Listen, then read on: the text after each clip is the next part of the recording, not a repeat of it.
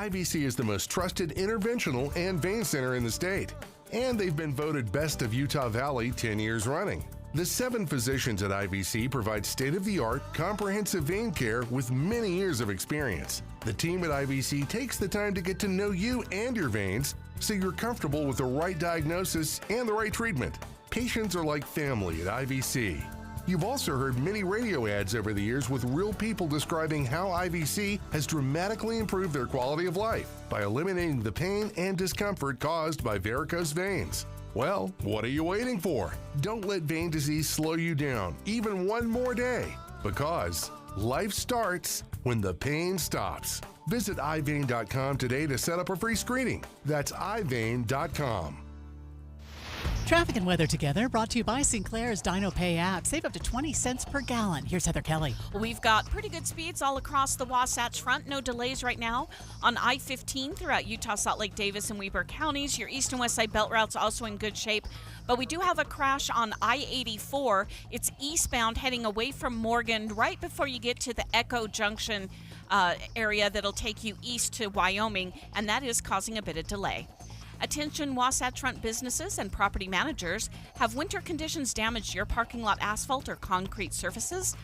Call Go Pave Utah to get on their schedule. Go Pave Utah. GoPaveUtah.com. Heather Kelly in the KSL Traffic Center. The rest of the day will be cloudy. Highs today in the upper 50s. Some southerly winds reaching about 20 miles an hour. Right now it is cloudy and 50 degrees. I'm Amanda Dixon from the KSL Common Spirit Health Studios. Listen online at KSLNewsRadio.com. We're Utah's news, traffic, and weather station. Dave and Dujanovic, your morning companions for talk, analysis, and key perspectives on Utah's biggest stories on KSL News Radio.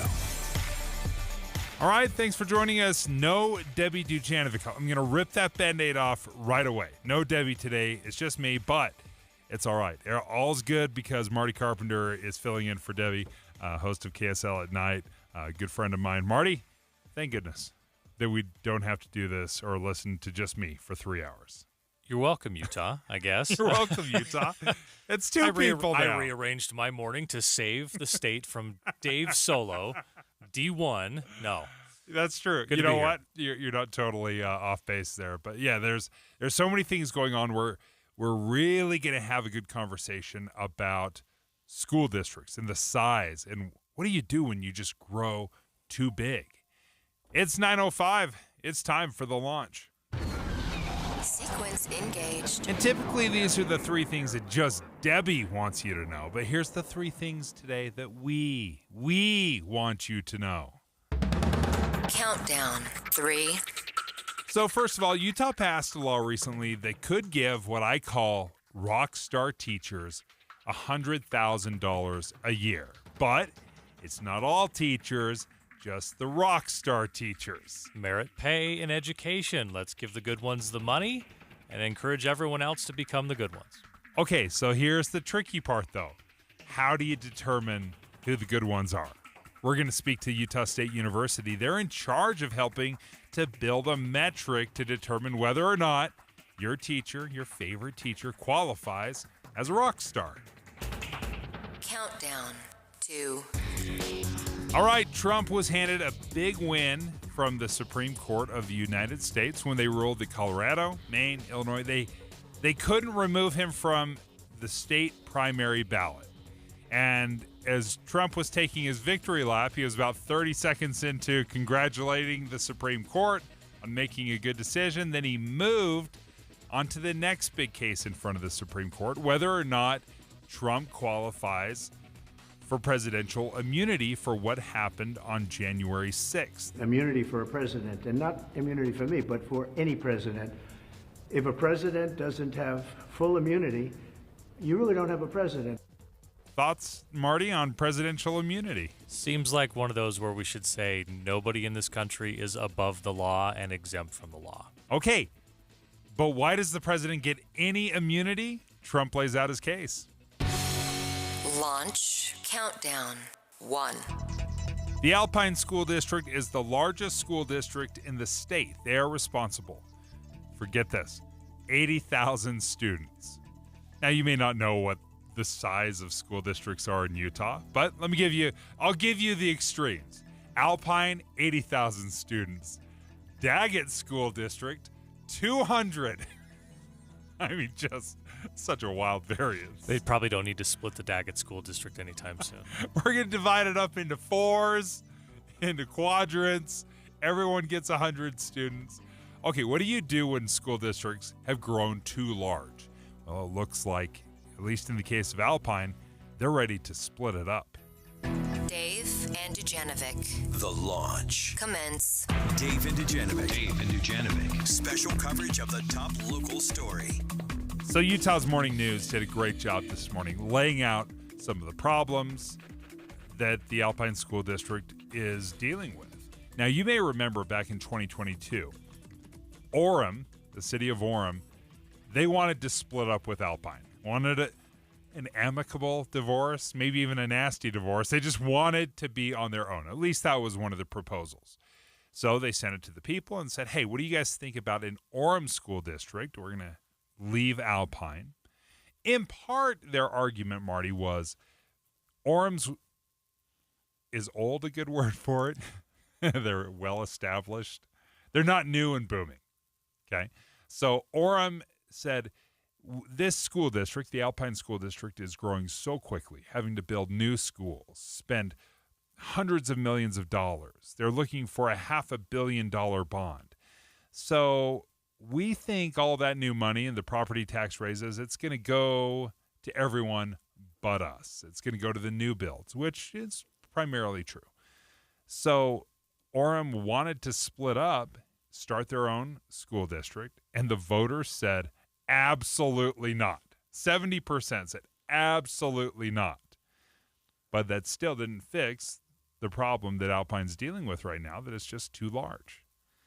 There's always a rub here, right? Because if you look at this, a school district, in this sense, we're thinking of it sort of like, well, I don't want to think of it like a business. Let's think of it this way. Government is best when it represents the smallest amount of people. So you can make the argument, hey, it's good to split it up. But school districts also have a lot of administrative and overhead costs that don't go into the actual classroom, or that I should say don't go directly to a teacher being paid and supplies being purchased so that students are taught, right? There are administration all is kinds a of huge administration part of the budget. So yes. The more you can streamline that, that's the argument for a larger school district. We only have to have one person in charge of this, or a smaller department in charge of X, Y, or Z to run this district. There's your argument for a bigger one, but to your point, if you're in Orem saying, well, most of the tax money we're paying isn't coming right here into Orem, you can see why someone would say you want to break this up.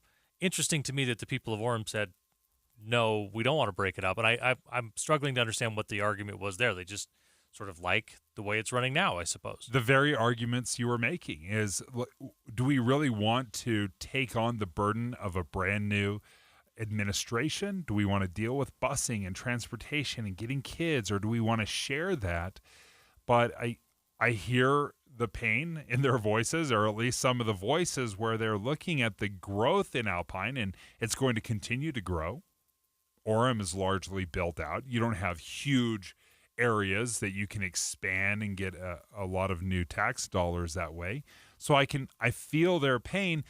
And then you have the problem when you do have a superintendent, over 80,000 students, and you're dealing with massive new growth.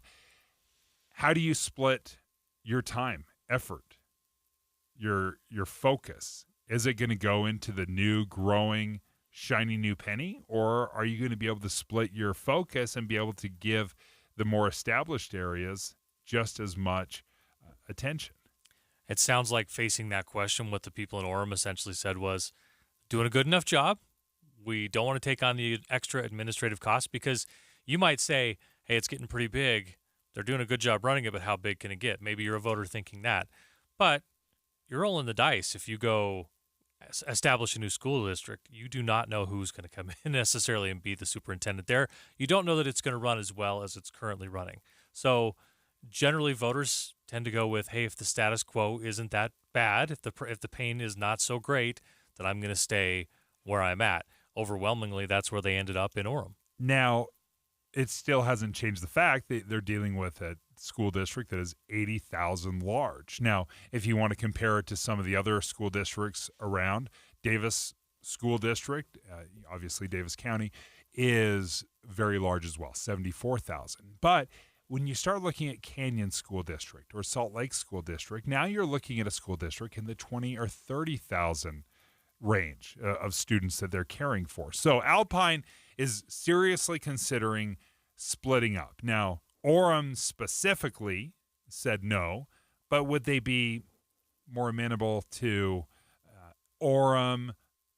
Provo has their own school district, but maybe Provo, Lehigh, Pleasant Grove, maybe not all on just one city, but in a surrounding area. We're going to have more of a breakdown of what the proposals look like. Again, Utah's Morning News did a great job figuring this out and what the proposals are, what a split up Alpine would look like. Obviously, some of the challenges with the split and the struggle of school districts, and we're seeing some of that here right now in Salt Lake City, where school district enrollment has dropped so much that they've had to close schools. Housing is part of this too, right? Because we used to have a relatively fluid housing market where people were in starter homes and then they could move up to the next level of homes and the next young families moved in. And so areas that had an elementary school, we're going to continue to see generally a churn of families that had elementary school kids, same into junior high, same into high school. And now people aren't as fluid in the housing market. And so you wonder, are there people who are in starter homes who can't make that move up yet because of market conditions? And so now they maybe live close to the elementary school, but their kids are starting to head toward high school. Great point. And you've got places in Orem, that are getting, how did you phrase it? A little more mature. What was the nicest way to say that? You're old and decrepit. No, it's they just don't have the growth, right? They don't have the area. They can't expand. And as you were describing that situation, living close to an elementary school with no elementary school kids, I felt like you were staring directly at me because that's exactly where I'm at. My kids are out of elementary school, and we're not moving. We love where we're at. All right, straight ahead. Let's learn more about the options being considered in the Alpine School District from KSL News Radio reporter Adam Small. Dave and Dujanovic. Dave and Debbie go out of their way to make sure you hear all sides of a story. They're working the phones to get several viewpoints on for you. Hi, it's Tim and Amanda. We get you the full story, too. We have you covered on KSL News Radio. American energy is under attack. Joe Biden has waged a war on American natural resources and made it harder to produce affordable, reliable, and clean energy right here in Utah. Our energy prices are already going up. Biden's policies will make it worse. But Republican John Curtis has our back. There is no greater supporter of unleashing American energy than John Curtis. John Curtis knows our abundant natural resources help keep us free and safe, powers our economy, keeps the lights on, and keeps Utah on the move. John Curtis is Utah tough. He's taken the fight to Joe Biden and the Washington politicians who all want to hurt American energy. And now we need a conservative to take the fight to the United States Senate. We need Republican John Curtis, a strong defender of American energy dominance in the fight for us. Paid for by Clear Path Action Fund. Not authorized by any candidate or candidate committee. Wherever you find yourself on the road of life. The freeway blocked because of the jackknife truck trailer. It's better with guidance from the KSL traffic team. It looks like traffic there is starting to move again. Time your commute with traffic and weather together every 10 minutes on the 9s, mornings and afternoons. On KSL News Radio.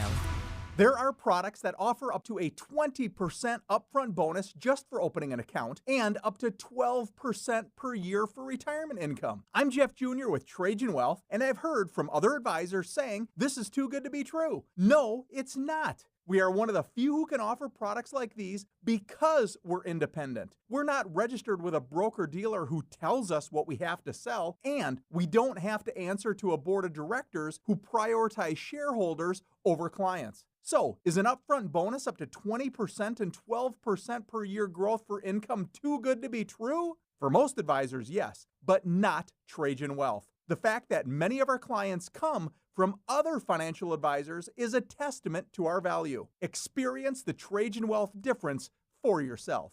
Call 801-899-7600. That's 801-899-7600. Guarantees are based on the claims paying ability of the issuing insurance company. Imagine it's the final game of the season, but your symptoms of irritable bowel syndrome with constipation, or IBS-C, are making a comeback. What should you do? Keep managing your constipation with belly pain the same old way? Or try getting ahead of your symptoms by talking to your doctor about Linzess, linaclotide. Linzess is a prescription medicine that treats IBS-C in adults. It's not a laxative. It's a once-daily pill that helps you get ahead of your symptoms. It's proven to help you have more frequent and complete bowel movements and helps relieve overall abdominal symptoms, belly pain, discomfort, and bloating. These symptoms were studied in combination, not individually. Do not give Linzess to children less than 2. It may harm them. Do not take Linzess if you have a bowel blockage. Get immediate help if you develop unusual or severe stomach pain, especially with bloody or black stools. The most common side effect is diarrhea, sometimes severe. If it's severe, stop taking Linzess and call your doctor right away. Other side effects include gas, stomach area pain, and swelling. Imagine, what could relief from IBS-C mean for you? Talk to your doctor and say yes to Linzess. Learn more at linzess.com or call 1-800-LINZESS. Tim Jr. here from RGS Exteriors. And did you know that we get a bunch of service calls per year from people who didn't even hire us? That means they originally hired someone else to replace their siding, gutters, and windows. Then later, when a problem popped up, they tried to call their contractor back to fix it, only to find out that the contractor has ceased to exist. They're gone, done, out of business. At RGS Exteriors, we've been serving Utah for 70 years. As a fifth-generation owned contractor, we've got customers who are the grandkids of our customers we had in the 1950s and 60s.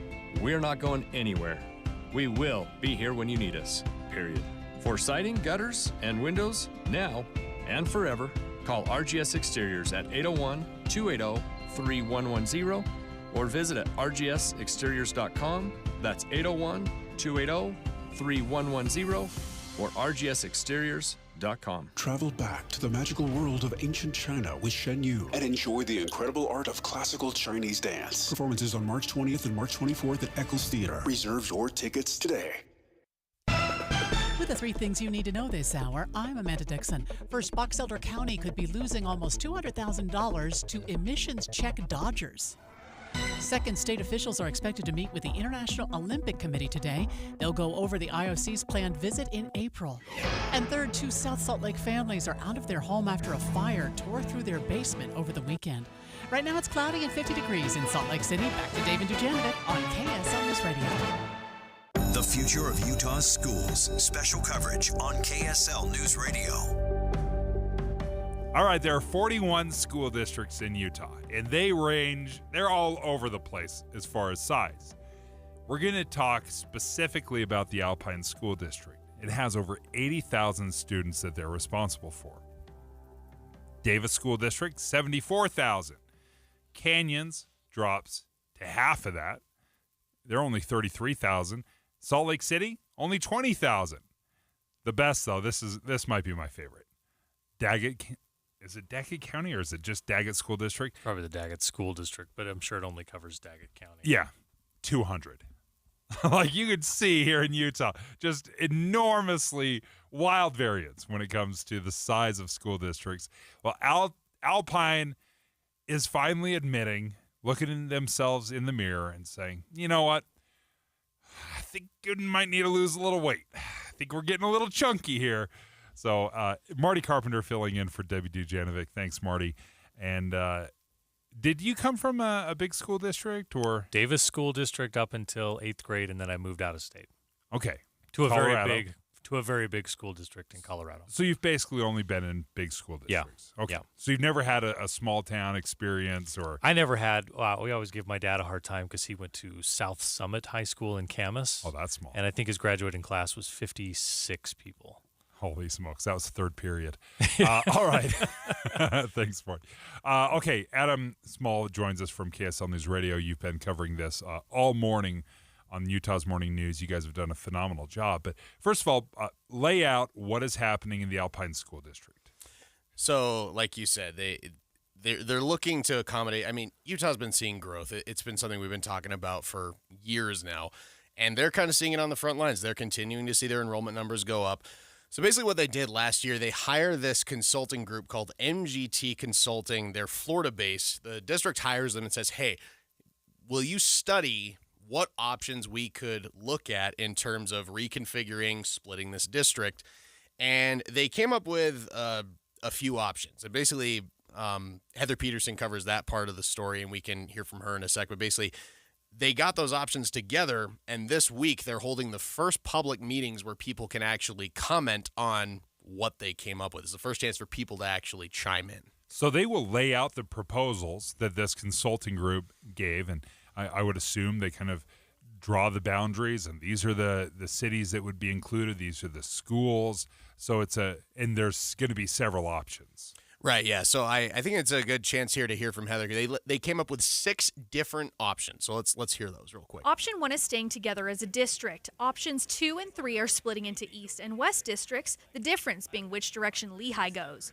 Options 4 through 6 would mean breaking into 3 with an East, West, and Central district. Each of the configurations attempts to split them to even the financial playing field. Income tax is based upon enrollment.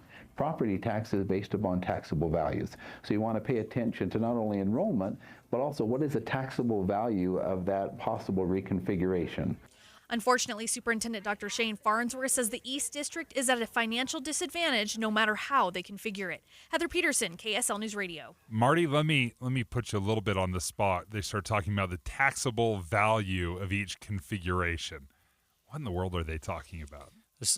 I'm not a tax expert, but I would say, okay, they're taking a certain geographic area and saying, here's what the general property value is in that area. So the property values in this segment are less valuable than the other, so they're not going to generate as much money. So if you have an area that is very affluent, property values are very high, and you just divide it up. This is going to be 20,000 kids here, 20,000 kids in the next. You could have a real disparity as far as the tax value, because so much of that comes from property taxes. So if you've got $20,000 million homes or multi-million-dollar homes versus, $500,000 homes, you would have a huge difference in the tax revenue that you're generating. Yeah, and you have to consider that when you go to break it up and say, all right, if we're going to divide this and divide not just one big pot of money, but divide these streams of money, we want to make sure that there's some equity there. I imagine that's how you want to go about it, not just to say, well, we get a trickle of tax revenue from this neighborhood or these several neighborhoods combined, and over here, boy, the faucet, it's a fire hydrant. It's just flowing, and when we divide it up, well, good luck with your faucet dripping amount of revenue over here as opposed to a ton coming in here. And this is something that we're already seeing in Utah. I mean, you look at the Park City School District and what they're able to generate. Then you go to a small school district like Daggett County or Daggett School District, which is far smaller and where the properties are far more affordable, I would say. I would imagine so. I think one of the biggest questions I'd love to get into at some point is, as they look to divide this up, what is like the not minimum bare bones cost, but what are you in price tag wise? What are you committed to when you go to start a new district? What's it generally going to cost you to get a superintendent for X amount of students? What are your required positions legally to have to run a school district? Not just to run it with all the bells and whistles, but to say, hey, if you're going to go start it, you're looking at a base price of this, and then you're going to have to go compete for folks, and those folks have to live generally in the area, which is a growing and affluent part of our state. A lot of that goes in. I just would love to know what that base price tag is to say, if you leave, your administrative costs are going to be X at a minimum, and here's how much revenue you've got to cover that. That's a great question. And Adam, it sounds like these are some of the options or some of the things the public will be able to ask and bring up. Another thing, as you were describing this, administrative offices, right? I mean, you've got some capital costs. Yeah. You got to meet somewhere. Yeah. You can't be just an empty classroom, or maybe it could be. But it's the remote school district. Everyone worked from home for a while.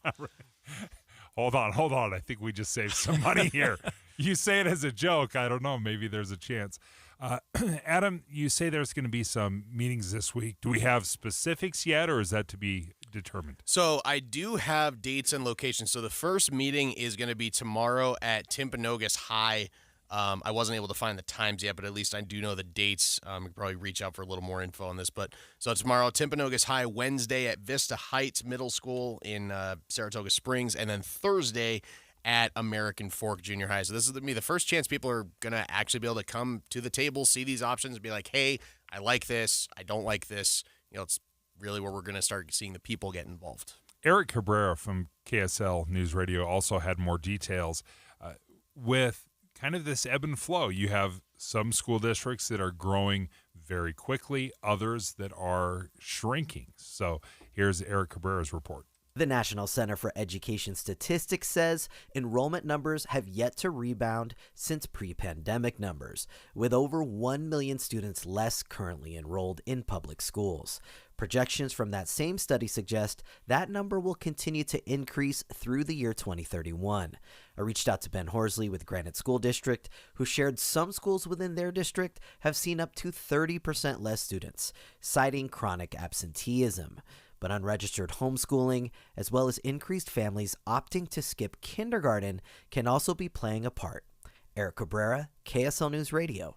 And this is the tricky flip side. As you're starting to divide up and redraw the maps, you've got to find that happy medium of established growth potential, because we're seeing that in the Salt Lake School District. They just closed 4 elementary schools, or they're going to close 4 elementary schools because enrollment has dropped so significantly. If you take Alpine, you divide it up into 2, 3, 6, 9, whatever, however many school districts they want to, that's a real concern for me.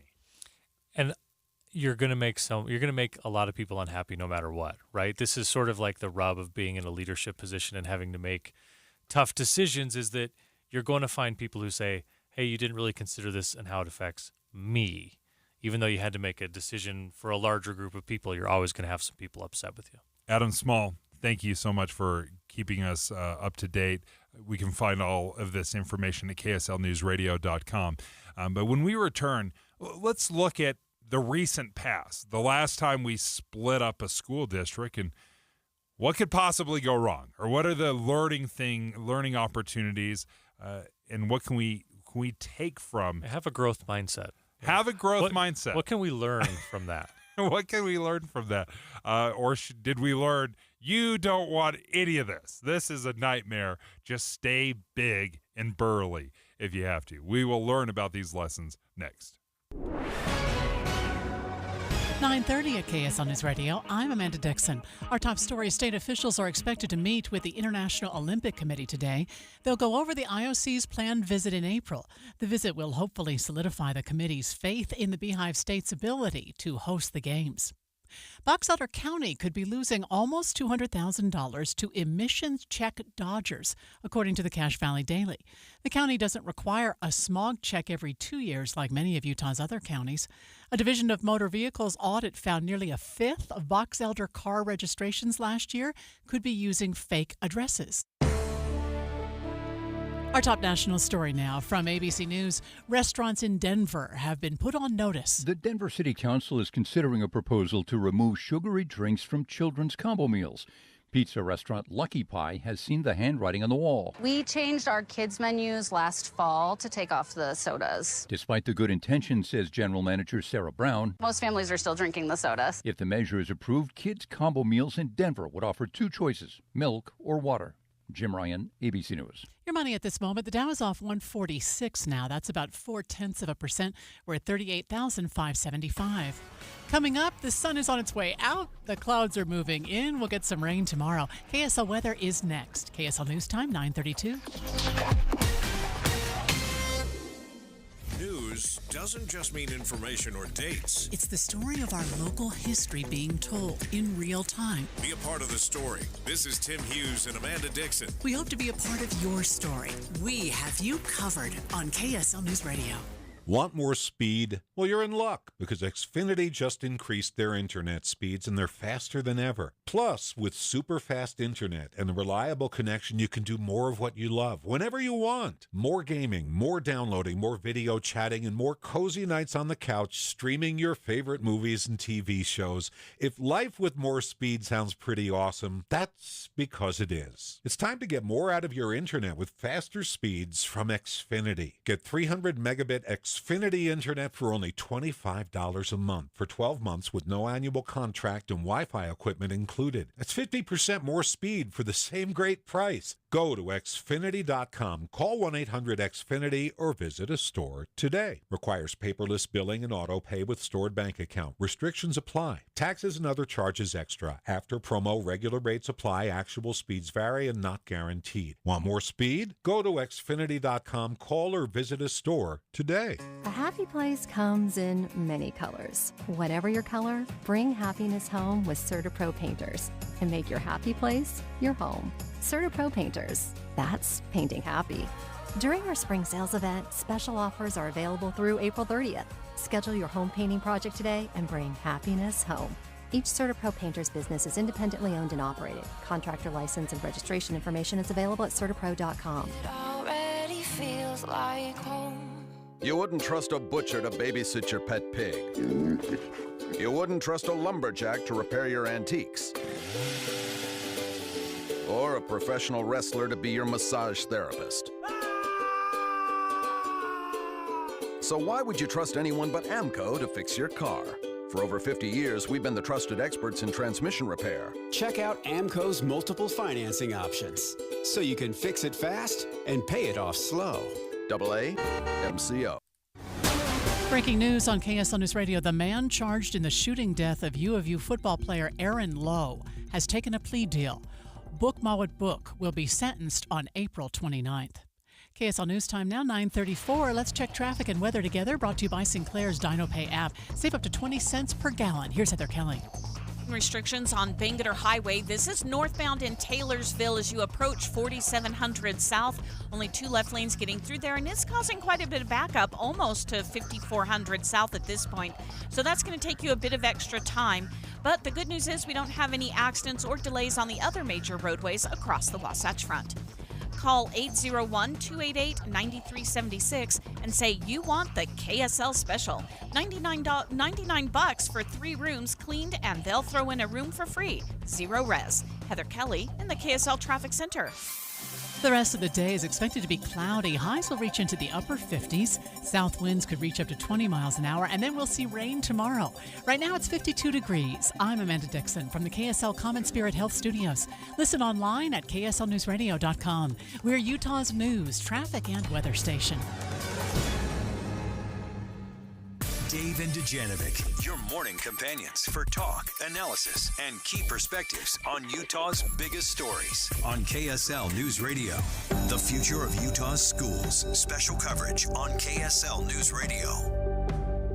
We're discussing the future of Utah's schools as the Alpine School District gets closer to a decision on whether or not they want to split up. They're the largest school district in the state. 80,000 kids they're responsible for, elementary, junior high, high school. So it's a huge district.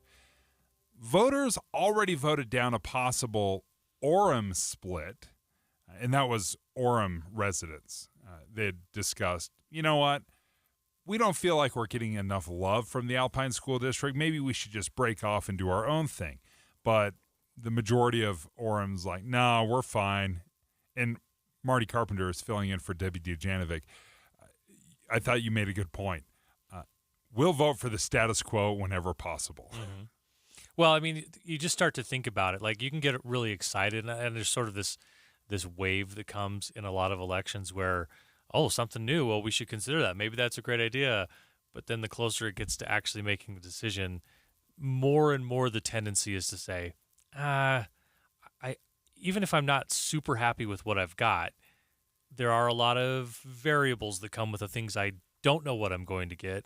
And so is it so bad that I really want to risk that? You just start to get sort of more and more conservative in that decision right up until the end. And that's why things tighten toward the end. And it's why a lot of times people will vote and say, now we're good with what we got. There's not really a need to change it. This could be the classic, the devil you know moment. You're like, yeah, I mean, do we really want to throw everything into chaos and restart from the ground up? It's a lot like you see someone get a new car and you're like, oh, I should get a new car. Yeah. I look at that. Oh, then you go test drive a car. Oh, I like this car. And the closer you get to like having to sign the paperwork and say, oh, I really want a payment and I really want to write you a check for a down payment. You know what? My car's fine. Maybe I can replace that alternator after all. My car's fine. Maybe I'll throw a few $100s right, you in just repairs. get a little more conservative in that decision making as it becomes more and more real what goes into making the change. Here are some of the proposed options from KSL News Radio's Heather Peterson. Option 1 is staying together as a district. Options 2 and 3 are splitting into East and West districts, the difference being which direction Lehigh goes. Options 4 through 6 would mean breaking into 3 with an East, West, and Central district. Each of the configurations attempts to split them to even the financial playing field. Income tax is based upon enrollment. Property tax is based upon taxable values. So you want to pay attention to not only enrollment, but also what is the taxable value of that possible reconfiguration. Unfortunately, Superintendent Dr. Shane Farnsworth says the East District is at a financial disadvantage no matter how they configure it. Heather Peterson, KSL News Radio. Utah's Morning News did a phenomenal job examining this because this will be a huge, huge deal for Utah County. This will affect tens of thousands of people. Don Brinkerhoff, KSL News Radio reporter, joins us right now. Don, thanks for chiming in on this, because you looked at what splitting a school district does. Because you look back, you said, okay, let's look at the last time this happened. Remind us, who split last time? So the last time that we had kind of a major district split was when when the Canyons district split from the Jordan district. Now, the interesting thing, at the time, they were the largest school district in the state, and there were some real challenges. So probably the first thing that kind of got a lot of people upset, especially on the kind of the west side, what would become the Jordan district, is the only people that got to vote on whether or not to split were the people that were leaving the Jordan district to create Canyons. So they already started out with, hey, wait a minute, don't we get a say? And then the next thing that they really kind of ran into was the fact that how do we split the assets? In fact, they went back and forth so long and they could not come to an agreement. They finally had to go to binding arbitration and go to an arbiter to say, okay, you get this, you get that, and go into binding arbitration, which is never good because it means somebody that is outside is kind of dictating what you're going to do. And then the third thing that was the real contention is that a lot of the tax base, and this is something that Alpine's going to have to look at, a lot of the tax base resided in the Canyons district. That's where most of the business was. That's where most of the tax revenue was coming from. And so after the split, they had fewer students than Jordan, but their students were getting $951 more than the students in the Jordan district as far as per pupil. It's fascinating to look back on this because these are the exact same things that are going to burden the Alpine School District as they divide up. They're going to have to determine who is eligible to vote. How are we going to split up the buildings and the buses? What's the tax base going to look like? But I guess several years. When did this happen? What year? So this was 15 years ago. Okay. The actual split took place in 2009, but this went on for about 3 years, starting in late 2007 and through kind of 2009 when they finally split at the August 1st and the first day to school. And one of the things that Canyons was saying, and they had some arguments too, is that, hey, we ended up with all these old buildings that we're going to have to spend millions of dollars to refurbish. Jordan's saying, wait, we've got to build new buildings, and there was a huge bond that had been taken out. And so, how do you split that bond? Who's responsible? What taxpayers are responsible for that bond? And so, the tax issue, of course, that affected everybody in what was that huge school district. Now, most research shows that school districts should be between 40 and 80, so Alpine is right there on the kind of the upper edge, and so that's something they have to take into consideration. It's difficult for a district to take care of more than about 80,000 students. Don Brinkerhoff, thank you for that reporting. What a great reminder.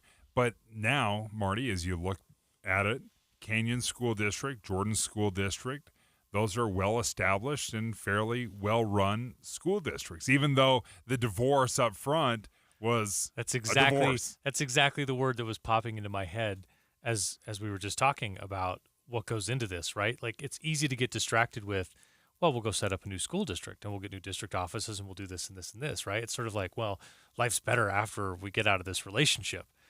The divorce is going to come with complications, right? Even in the most amicable set of circumstances, you're going to fight over buildings and maintenance of buildings and who's getting stuck with an old building versus who just got a new building. What tax revenues we've talked about is coming in to take care of that. There's a lot that goes into this, which goes to my point that you can go, oh, maybe I want this new car. Yeah. Until you see what goes into like actually buying it and paying for it and going all that. And that's where voters tend to say, Dad, maybe it'd have to really be worth it to go through all of that in order to get it. And so the bar you have to clear to say, yeah, we want to vote for this, we want to move on, the pain point has to be pretty high before you're ready to do that. Well, and we just saw the Alpine School District just a couple years ago in 2022. It was kind of in conjunction with this whole Orem split thing, is they said, well, we are growing massively. We're going to have to build some new schools. We need a huge bond. So they were asking for nearly $500 million in new bond money. It was just under $500 million. And it was the largest bond that had ever been asked in Utah history, and voters voted against it. It was such a sticker shock that they said no. Even though they had justified it and said it's necessary and it won't raise your property taxes that much, they still said no because, again, when you're dealing with a very large school district, your bonds are going to be very large and it's eye-popping. And they said, no, I can't do $500 million. Yeah, and then you start to think about, well, where's that money going to go, right? This is part of what came in with the vote in Orem. Is that money going to go to my part of the district, or are you raising my property taxes to make somebody else's schools better and mine essentially stay the same? And the larger of a group you get, the more that's easy, or the easier that becomes for each individual voter to go, all right, you want my money, but am I going to see an ROI on that? Now, you can make arguments about district-wide and in that growing area down there, that investing more in schools, even if it's all invested in Cedar Hills and Alpine and that area more to the east than in Orem, well, it still benefits the larger area because you've got to have people who are getting an education so they can go fill all these tech jobs that are down there. So you can make arguments on all sides, but I still think you get pushed in that. But you want how much of my money and how much of a return am I personally going to see on it? And the more time someone has to think through that, I think generally the less likely they are to say, yeah, sure. Yeah. I'm in. I'm a go. It's especially difficult when you've got somebody building a brand new high school and your air conditioning is not working at your older high school. Yeah. And that's the difficult decisions they have to make. Now, let's continue. More education. The state of Utah has a new school voucher program, backpack. There's a million different ways we call it, but it essentially is a voucher program. Let's take a closer look into the options that these vouchers can fund. And how about this? Extracurricular activities like gymnastics. Dave and Dujanovic. Current events can have a lot of moving parts. Our job is to make it easy to keep up. You're part of a bigger world, so spend 15 or 20 minutes here and be part of it. Join us weekday mornings between 5 and 9 on KSL News Radio. All right, so if you're looking around your house and half your lights are out, your ceiling fan doesn't work, maybe your smoke detector is still running on batteries, Master Electrical, they can take care of you. They can help you out if you want to change your lighting, maybe get rid of some of the drop-down stuff, go recessed, get a ceiling fan that'll actually circulate some air. Master Electrical can do anything that has to do with the electrical work in your home, whether it's a new build, it's a redesign. They can take care of you. And one of the things I love is they offer upfront pricing. So you can invite them to come out. They will give you a bid.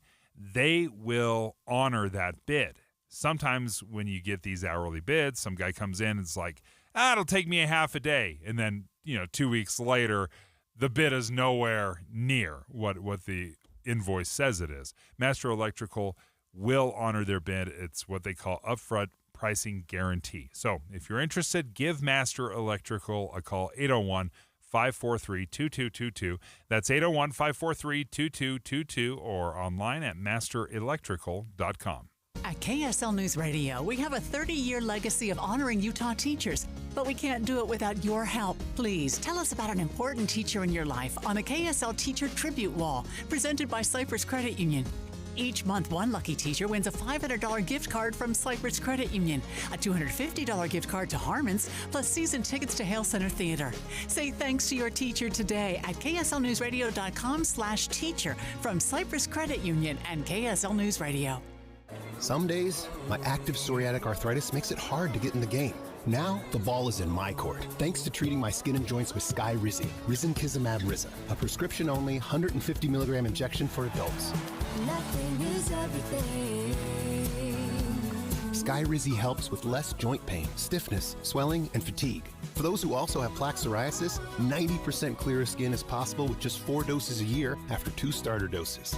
Don't use if allergic to Skyrizi. Serious allergic reactions and an increased risk of infections or a lower ability to fight them may occur. Before treatment, your doctor should check for infection and tuberculosis. Tell your doctor if you have an infection or symptoms such as fever, sweats, chills, muscle aches, or cough, or if you plan to or recently received a vaccine. With Skyrizi, there's nothing like clearer skin and better movement, and that means everything.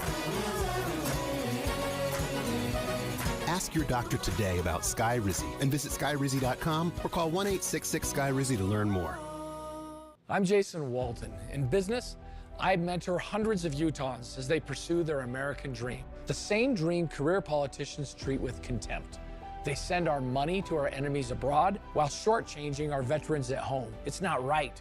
They're letting drug cartels escort criminals and terrorists across our border. It's time to stand up. So I'm running for the United States Senate. Stand with me.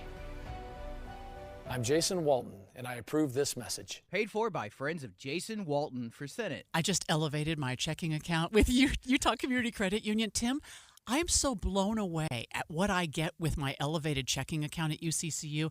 I get so many benefits. I get cell phone protection and roadside assistance. The one that blows me away the most is telehealth. I actually get zero copay telehealth with my checking account from UCCU. Did you know you also get a 0.25% loan discount? It's one of the many things. And if you like to travel or you're on the road quite a bit, a free ATM nationwide. 30,000 ATM locations that you can use while you're out. Utah basketball star Walker Kessler and Utah Community Credit Union have come together to announce this brand new elevated checking account with more benefits, more savings, more online protections than ever before. Yeah, there's even something for dark web monitoring, which I have never heard of before, but you can find out more by just going to uccu.com. And open an elevated checking account online or stop by any branch. UCCU, you're going to love where you bank. With the 3 things you need to know this hour, I'm Amanda Dixon. First, Utah is beneath the national average for trash production. We're at 35th place. Second, every Big Men's college basketball team in northern Utah will be competing for conference championships this week. Third, 2 South Salt Lake families are out of their home after a fire tore through their basement over the weekend. Right now it's cloudy and 52 degrees in Salt Lake. Back to Dave and Dujanovic on KSL News Radio. Dave and Dujanovic. The future of Utah's schools. Special coverage on KSL News Radio. Okay, so as we were discussing the possible split of the Alpine School District, which has about 80,000 kids, for reference sake, we just talked to Don Brinkerhoff. He said school districts run best somewhere in the 40,000 to 80,000 range. So 40,000 is there's enough that it justifies having one superintendent, running your own transportation, buses, buildings, all of that. But on the top end, 80,000 is kind of the best practices size. And Alpine School District is clearly at that top end. They're at 80,000, and there is growth potential, and it is still growing. So they're saying before we really overfill the cup, let's talk about dividing things up. And we were going to move on to a voucher conversation, but Terry gave us a call and said, hey, I want to comment on this. I want to bring a little perspective. So, Terry, I want to hear what you have to say. What are your thoughts? Hey, well, I work in the Provo district, and we are landlocked. Our tax base cannot grow. And we're an older district with older neighborhoods, the Alpine District and the Nebo District both have room to grow, and that's kind of where the money's going. So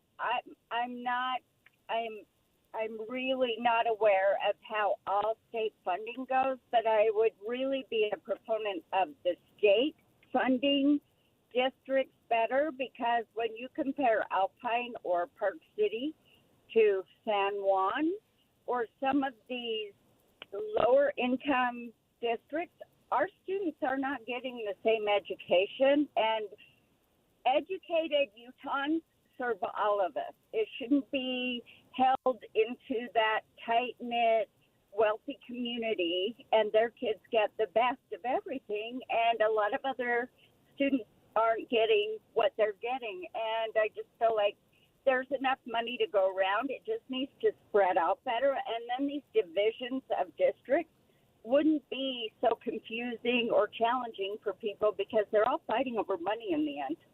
Terry, thank you for the phone call. Let's discuss that a little bit. Marty Carpenter is filling in for Debbie Dujanovic today, and I've heard that proposal before. Is you've got the Park City School District that obviously is a more affluent area. Property taxes, the amount of money they bring in that school district is a fair chunk, especially when you compare it to some of the more rural school districts in Utah. Even along the Wasatch Front, there's a disparity there. So from what I hear her saying is, why doesn't the state collect all of those property taxes and then equally distribute them to all the other school districts, the 41 school districts in Utah? Yeah, interesting argument to be made there. I think really what we end up doing is kind of splitting the difference on that, right? We have state funding for schools, and then we also have local funding for schools. So you kind of get a little bit of both. And I don't know. Like, I don't know that you could say there's a right way or a wrong way to do it. There's the way we do it, and there are probably benefits and drawbacks on each side. I guess the argument that I would make against that is that, generally speaking, I am of the principle that the government closest to the people is the most effective. And so the more you take money away locally and give it to a state and then let the state divide it up, the more challenging you get as far as having someone who's responsive to your needs, because they're more removed from the people they're representing. One of the problems I see with kind of throwing all the property taxes into a ginormous fund and then just equally distributing it around the state is, if you're living in Park City, the cost of living in Park City is far higher than it is in rural Utah. You will not be able to find a $350,000 house, single family anywhere. Well, you probably could in Daggett County. Sure. Right? You could certainly find something that is probably half or a third of the cost of the average home in Park City. So you have to take into account that the cost of living in Utah is not equal. It's not consistent. And that's one of the benefits that I see when you do have a state funding portion, kind of a baseline. This is what we're going to provide school districts. And then you have kind of this supplemental, and it's a significant supplemental, right? You're talking about billions of dollars in school bonds that get passed on the very local level. So do you see a disparity? Terry, I'm not arguing at all. Of course you do. In some of the quote-unquote rich school districts, they have nicer stuff, that perhaps you don't see some of the rundown areas, the air conditioning that doesn't work and the heating system that is erratic, ventilation. Some of these things absolutely can be addressed. Maybe the tennis court has ginormous cracks in it if you're in a lower income school district, and then you have pristine football fields with freshly replaced turf every 10 years in others. So I see the disparity. I've experienced it. I think we'd be kind of arrogant to say, no, everyone's treated the same. We do see it. But again, I don't know if giving it to the state to reallocate it is the best solution. Well, and it goes back to that same principle, right? Like, your state representative may really have your best interest at heart, but that representative may also represent part of 2 or 3 districts. And, when you keep the money more locally with the control as close to the people as possible, then you get then your opinion and your ability to influence the direction that money goes or where it's spent or what choices your district makes, it's greater. And I just think that's I always get a little bit nervous the more we go to, well, it works better if we just give it to someone farther away and let them divide it up equally. Yeah, you can make a really good argument to do that, but there are also a lot of arguments against it. Well, and let's talk about bonding. How much more willing would you be to say, oh, yeah, well, let's pass every single bond out there? Would you be fiscally conservative enough if you knew that, oh, well, someone else is going to have to pick up this tab? So if I'm in a more rural county and I could just pass every bond, let's build new stadiums, for the football team. Let's build new biology centers. You could really spend a lot of money, because if we're all sharing from the same pool, it all pays into the same pool. Where's the incentive to be fiscally conservative? Think of it a little bit like transportation, right? The state pays transportation costs and fixes state roads. If all transportation money went to the state and none of it was handled locally, what are the odds that the crack in your street or the poor condition of the street in front of your house are going to get fixed? You have to go fight a very big fight to get that done, as opposed to going to your city council and saying, hey, my street's a mess, and they come fix it. Yeah. We'll just see who has the most voters. That's the street that's going to get voted or get fixed, no question. All right. We didn't get to the vouchers. Maybe later on in the show.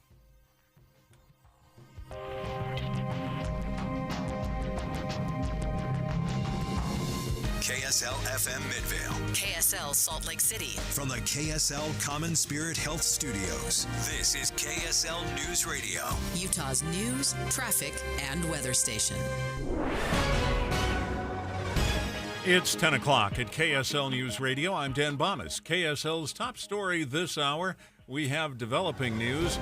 The man accused of shooting and killing Utah football player Aaron Lowe took a plea deal today. Investigators say Mawad Book got into an argument with Lowe at a party back in 2021, pulled a gun and shot Lowe and one other person. The second person lived.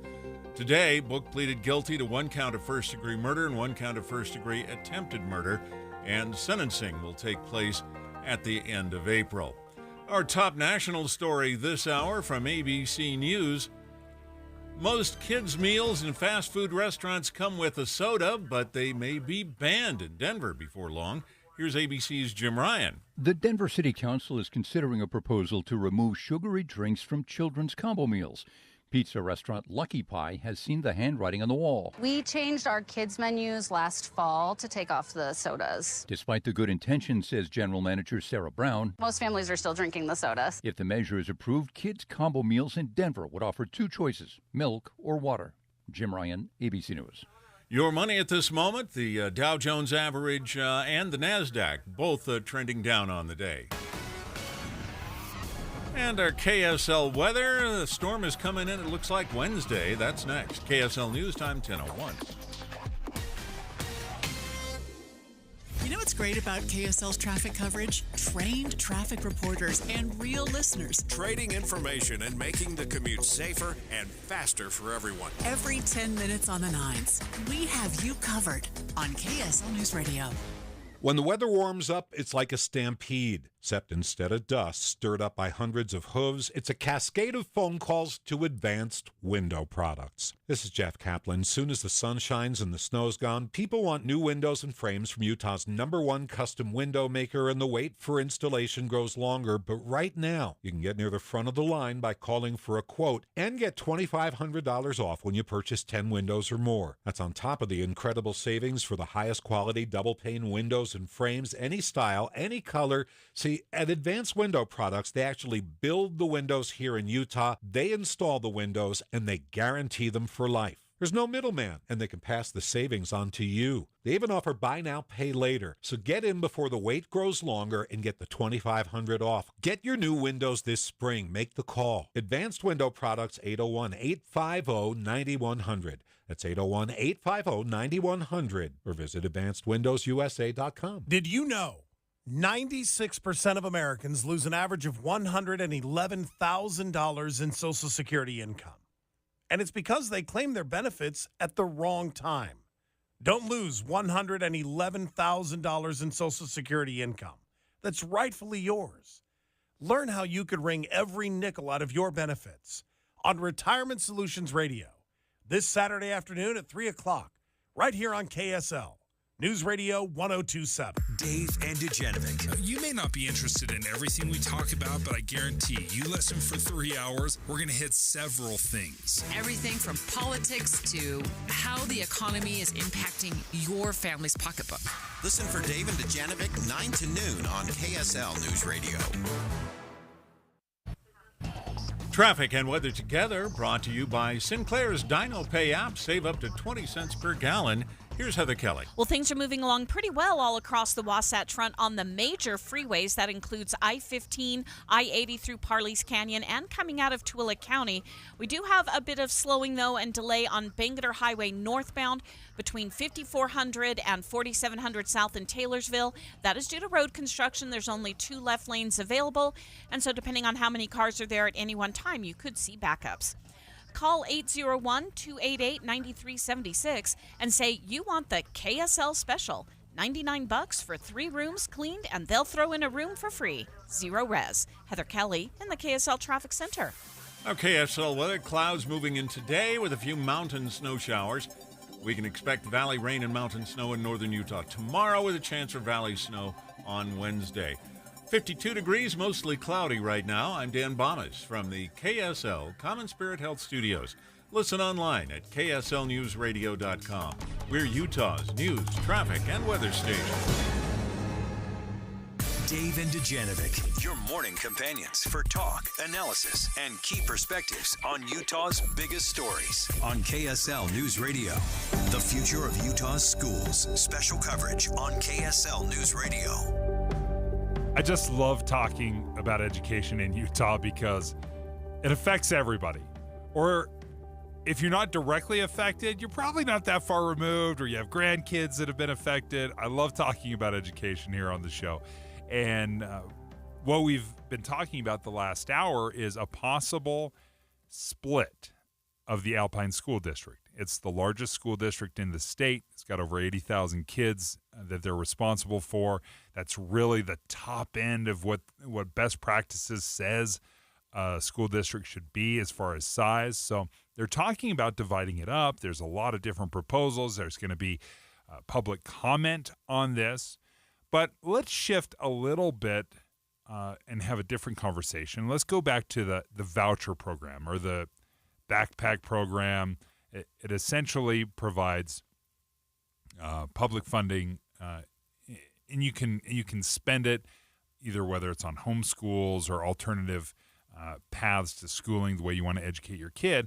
And I think it's about $8,000, Marty. This is something. Oh, by the way, Marty's filling in for Debbie Dujanovic today. Marty Carpenter, KSL at Night host. Okay, so the voucher thing has been in and out of Utah conversations for decades. Last year, we finally passed one. And what we're trying to do here as a state is say, let's give you some choice, right? If you want to essentially make the choice that you're going to teach your kids at home, you should have some financial support for that. You're still paying taxes that would go into a school district. Now we don't have to pay for your student to be in the school, so you should get some of that money to go aid in that. And that extends to things beyond just buying supplies or a curriculum or something to help you with that. It goes into all the things that we would do for a student in public school, including things like gym class. Yeah, and I think that's where a lot of people kind of have some hesitation. Now, just let's remind, if you are a homeschooling parent, you referenced they already pay taxes. If you're a homeschooling parent or if you want to send your kids to private school, all of your income tax, essentially, all of your state income tax goes to education in the state. Well, if you're sending your kid to private school, your money, your state income tax is still going to public education largely, and you're having to pay for your private school or your homeschooling. And some people would I guess, have an issue with one word you use. They're having to. You chose to, right? Oh, yes, so yes. This is kind of the rub of like, well, you don't have to send your kid to public school. And you do have to pay income tax even if you don't have kids in school. And so should you be part of that system or should we help go cover some of the costs? It feels like where we've kind of landed is it's important for parents to have a choice in how they educate their students. And if you decide that you're going to take your kids out of the school system and go educate them via homeschool or some type of hybrid or whatever, then you're going to be able to access some of those funds that we would have spent on your student because the state still has a vested interest in making sure those students get educated. That's why even if you pull your kids out and go the homeschool route, there's still some like oversight to make sure that they're getting an education. Peter Johnston joins us right now. Peter, it seems to be a little bit of a tweak of how some of that money, the $8,000, am I getting that right, where that can be spent? Yeah, you're right, Dave. So that's the number that's like the max you can receive.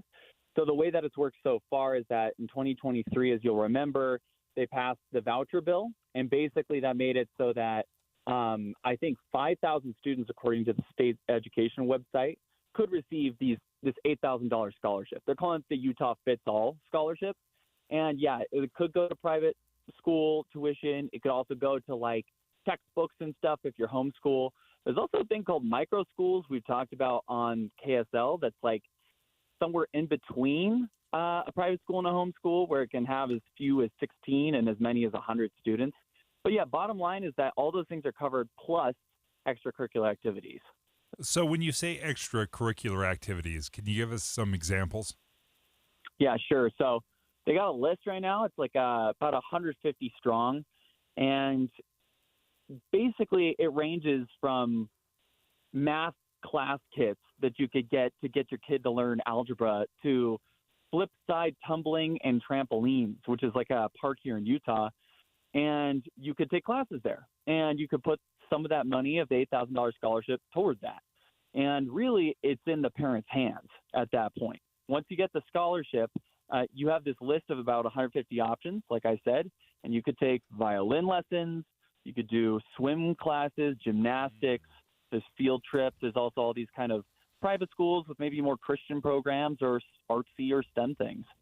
Thank you, Peter Johnston, for your reporting. And I guess as you give that list, you might be thinking, oh, you're just paying for your kids to have some fun. But remember, there's PE class, there's orchestra class, there is, what do they call it? The choir, right? There's lots of different classes that are offered. And it caps at 5,000 students. So we've been talking about student body sizes. So that's like 6% of the entire Alpine School District could possibly cap out it. And nobody else in the state, right? Yeah, so no, that's a great point. I didn't want to do the math on the Daggett School District. That would be, that'd be the entire Daggett School District plus some. Okay, thank you, Peter Johnston, for joining us. We have a developing story. Salt Lake County District Attorney Sim Gill just announced that there was a plea deal that was entered by Book, who was the murderer or the alleged murderer of Aaron Lowe, University of Utah football player. And District Attorney Sim Gill joins us right now. This goes back to 2021 when Lowe was murdered. Thank you for joining us, District Attorney. Can you walk us through, number one, the timeline of like what's taken so long and how did you get to this point? Sure. Thank you for having me. Yeah, as you mentioned, this was a homicide that occurred, a brutal homicide that occurred on September 26th of 2021. And there was, a party, there was a confrontation where the Book got into a confrontation, walked over and shot Aaron Lowe, who was a beloved University of Utah football player, and another individual. And as the result of that shooting, Mr. Lowe died on the scene, and the other individual who was also shot was taken to hospital and underwent surgery and was from multiple injuries and was able to survive. So based on that, we had filed the charges that we did. We've been working with the family of Mr. Lowe, as well as the defense counsel. And this morning, Mr. Book entered a plea to criminal homicide murder for the death of Aaron Lowe, as well as the attempted criminal homicide murder for the shooting of the other victim. And and we will be moving to sentencing on April 29th of this year. And what Mr. Book is facing is 15 to life, as well as 3 years to life on the two respective charges. That avoids having to try the matter, but it also achieves the maximum sentence that we can. And so with the family's understanding and our prosecutors, we reached that disposition this morning. Can you remind us, this is a story, again, that impacted the community in such an enormous way. The University of Utah, especially, the football team had lost a couple football players, but Aaron Lowe, this to murder. Can you remind us a little bit about the past and what we knew about Book and his criminal past? Sure. This was a person who was not unknown to law enforcement and to our office. This was a person who, unfortunately, as we continue to develop as a community and our growth, we have individuals who belong to gangs and gang violence. This started out as after the football game there was a party that happened as people get together and celebrate. And Book and his associates showed up at that party. I think they may have been asked to leave. There was some sort of a confrontation that occurred there. And, so this is an individual who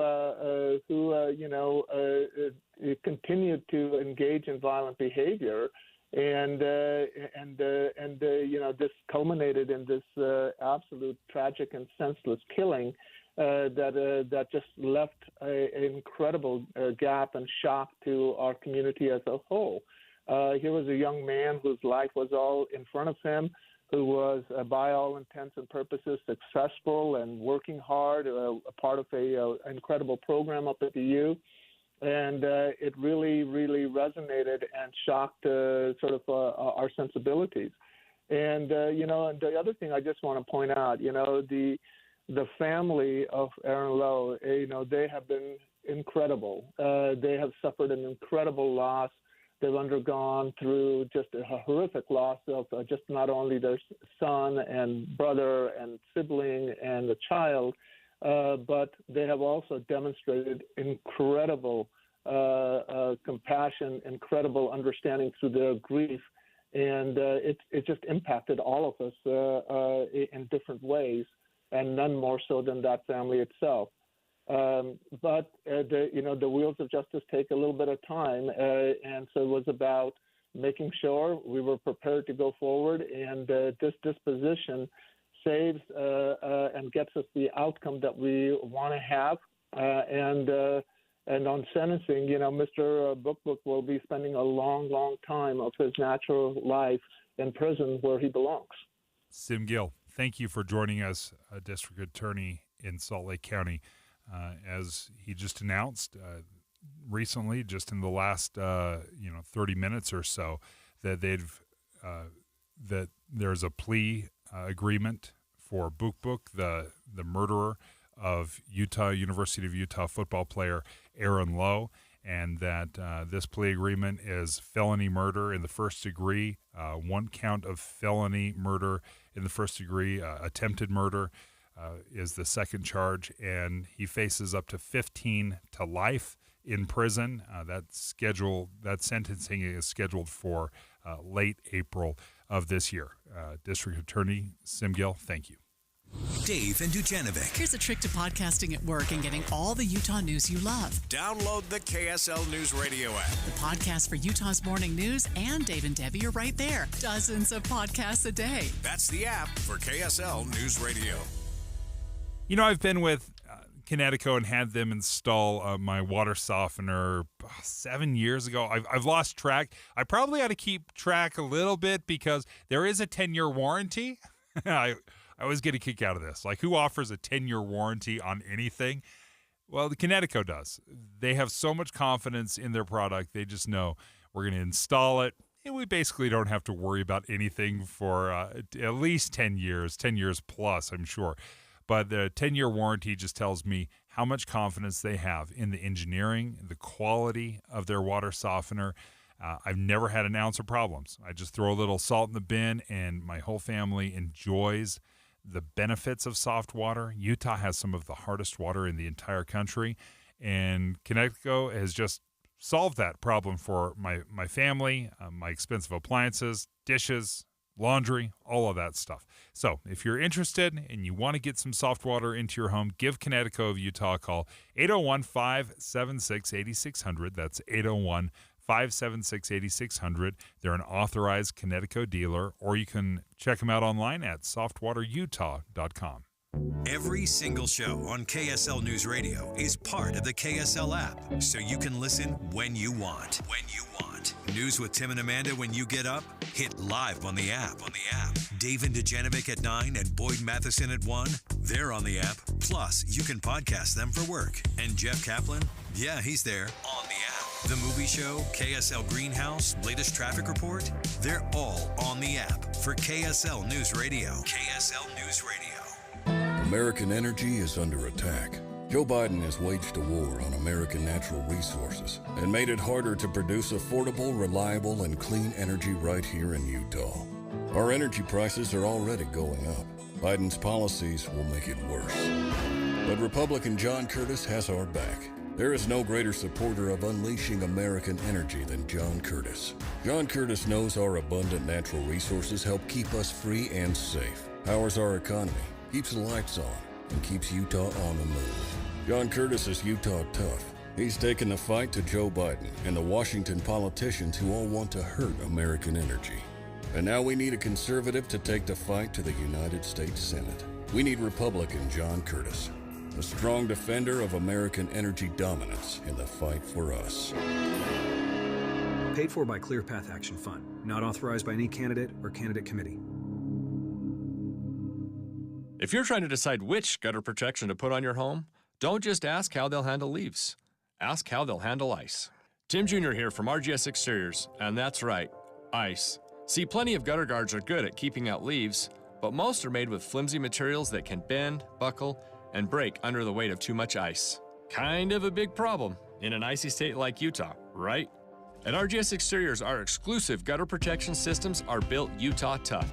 They're made with premium strength materials that hold up to 1,200 pounds of ice per square foot. Simply put, they're not going to budge. Our gutter guards are also certified to handle hurricane-level winds and rain.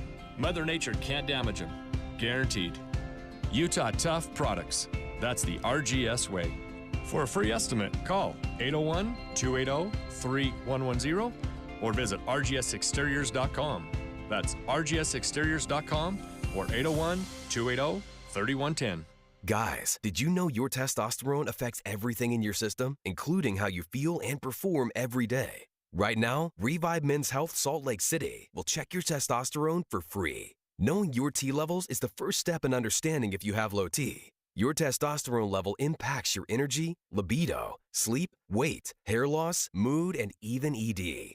Maintaining an appropriate T level can change your whole life. Most men start to see changes in their hormone levels in their 30s. Experience and results matter. So what are you waiting for? Get your T levels checked today by local, experienced, and trusted men's health experts. They've helped thousands of men since 2011. They're so confident they can help you, they even guarantee it. Call Revive today and schedule your free testosterone test, free exam, and free consultation. Call Revive Men's Health at 801-263-7777. That's 801-263-7777. Or visit ReviveMen'sHealth.com. Any Hour Services free furnace sale is going on right now. If you haven't scheduled your free estimate yet, do it now. Call Any Hour Services today or schedule online at anyhourservices.com. With the three things you need to know this hour, I'm Dan Bomas. First, the man accused of killing U of U football player Aaron Lowe has taken a plea deal. Second, the city council in Denver is looking at a ban on sugary sodas in kids' fast food meals. Third, there was a scary moment on a long transoceanic flight. The pilot told passengers his instruments just blanked out. 52 degrees, mostly cloudy in Salt Lake City. Back to Dave and Dujanovic on KSL News Radio. Dave and Dujanovic. So the Supreme Court already gave former President Trump a big win by keeping him on all the state primary ballots. You'll remember that several states, Colorado, Maine, Illinois, they said, you know what, because of the shenanigans of January 6th, that counted as an insurrection, we get to take him off the primary ballot on the state level. Well, the Supreme Court comes in and says, you absolutely cannot do that. You don't get to protect democracy by taking away people's preferred candidate. That's not the way that works. That's not how it works. You can't make that decision, and it was a resounding victory for President Trump. Now, immediately after that ruling, Trump held a press conference, and about 1 minute into his statement, he had moved on from the win, being able to stay on the primary ballot. And he said, okay, now the Supreme Court has a chance to address presidential immunity, another thing the Supreme Court is going to rule on, of whether or not, as Donald Trump claims, a president has complete and total immunity for the decisions and the things he does while he is in office. And this is former President Trump's argument of why this is important. And while we're on the subject, and another thing that will be coming up very soon will be immunity for a president, and not immunity for me, but for any president. If a president doesn't have full immunity, you really don't have a president, because nobody that is serving in that office will have the courage to make, in many cases, what would be the right decision, or it could be the wrong decision. It could be, in some cases, the wrong decision, but they have to make decisions, and they have to make them free of all terror that can be rained upon them when they leave office or even before they leave office. But I don't want to be prosecuted because I decided to do something that is very much for the good of the country and actually for the good of the world. A president shouldn't have that on his mind, and he has to have a free and clear mind when he makes very big decisions. Or it's going to be nothing more than a ceremonial post. You'll be president, it'll be a wonderful thing, and you won't do anything because you don't want to be hit by your opponent or hit by somebody else, because who wants to leave office and go through what I've gone through? Bill Duncan is with the Sutherland Institute, is a constitutional law and religious freedom fellow. Thank you for joining us. Let me just jump right into this.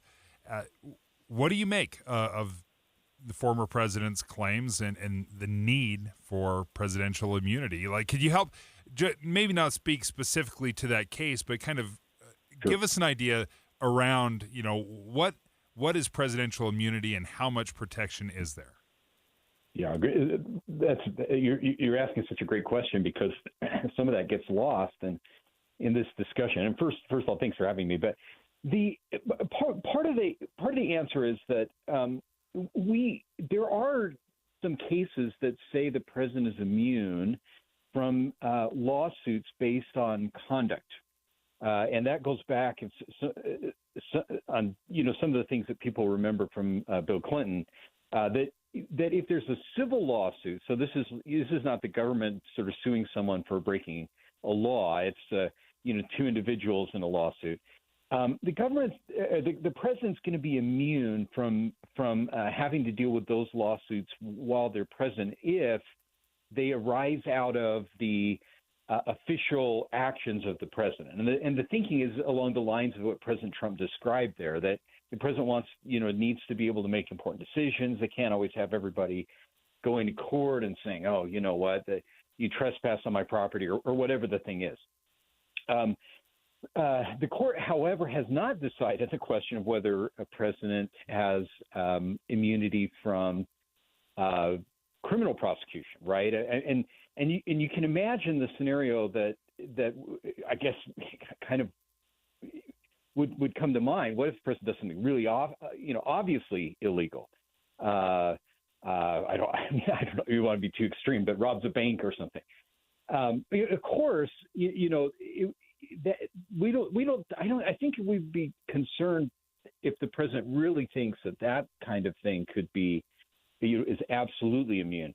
So there's got to be some kind of limiting principle. And I think the limiting principle is whether it's in the official duty of the president. If the president was sued for giving a bad State of the Union speech, probably immune because they have to give a State of the Union speech, or something along those lines.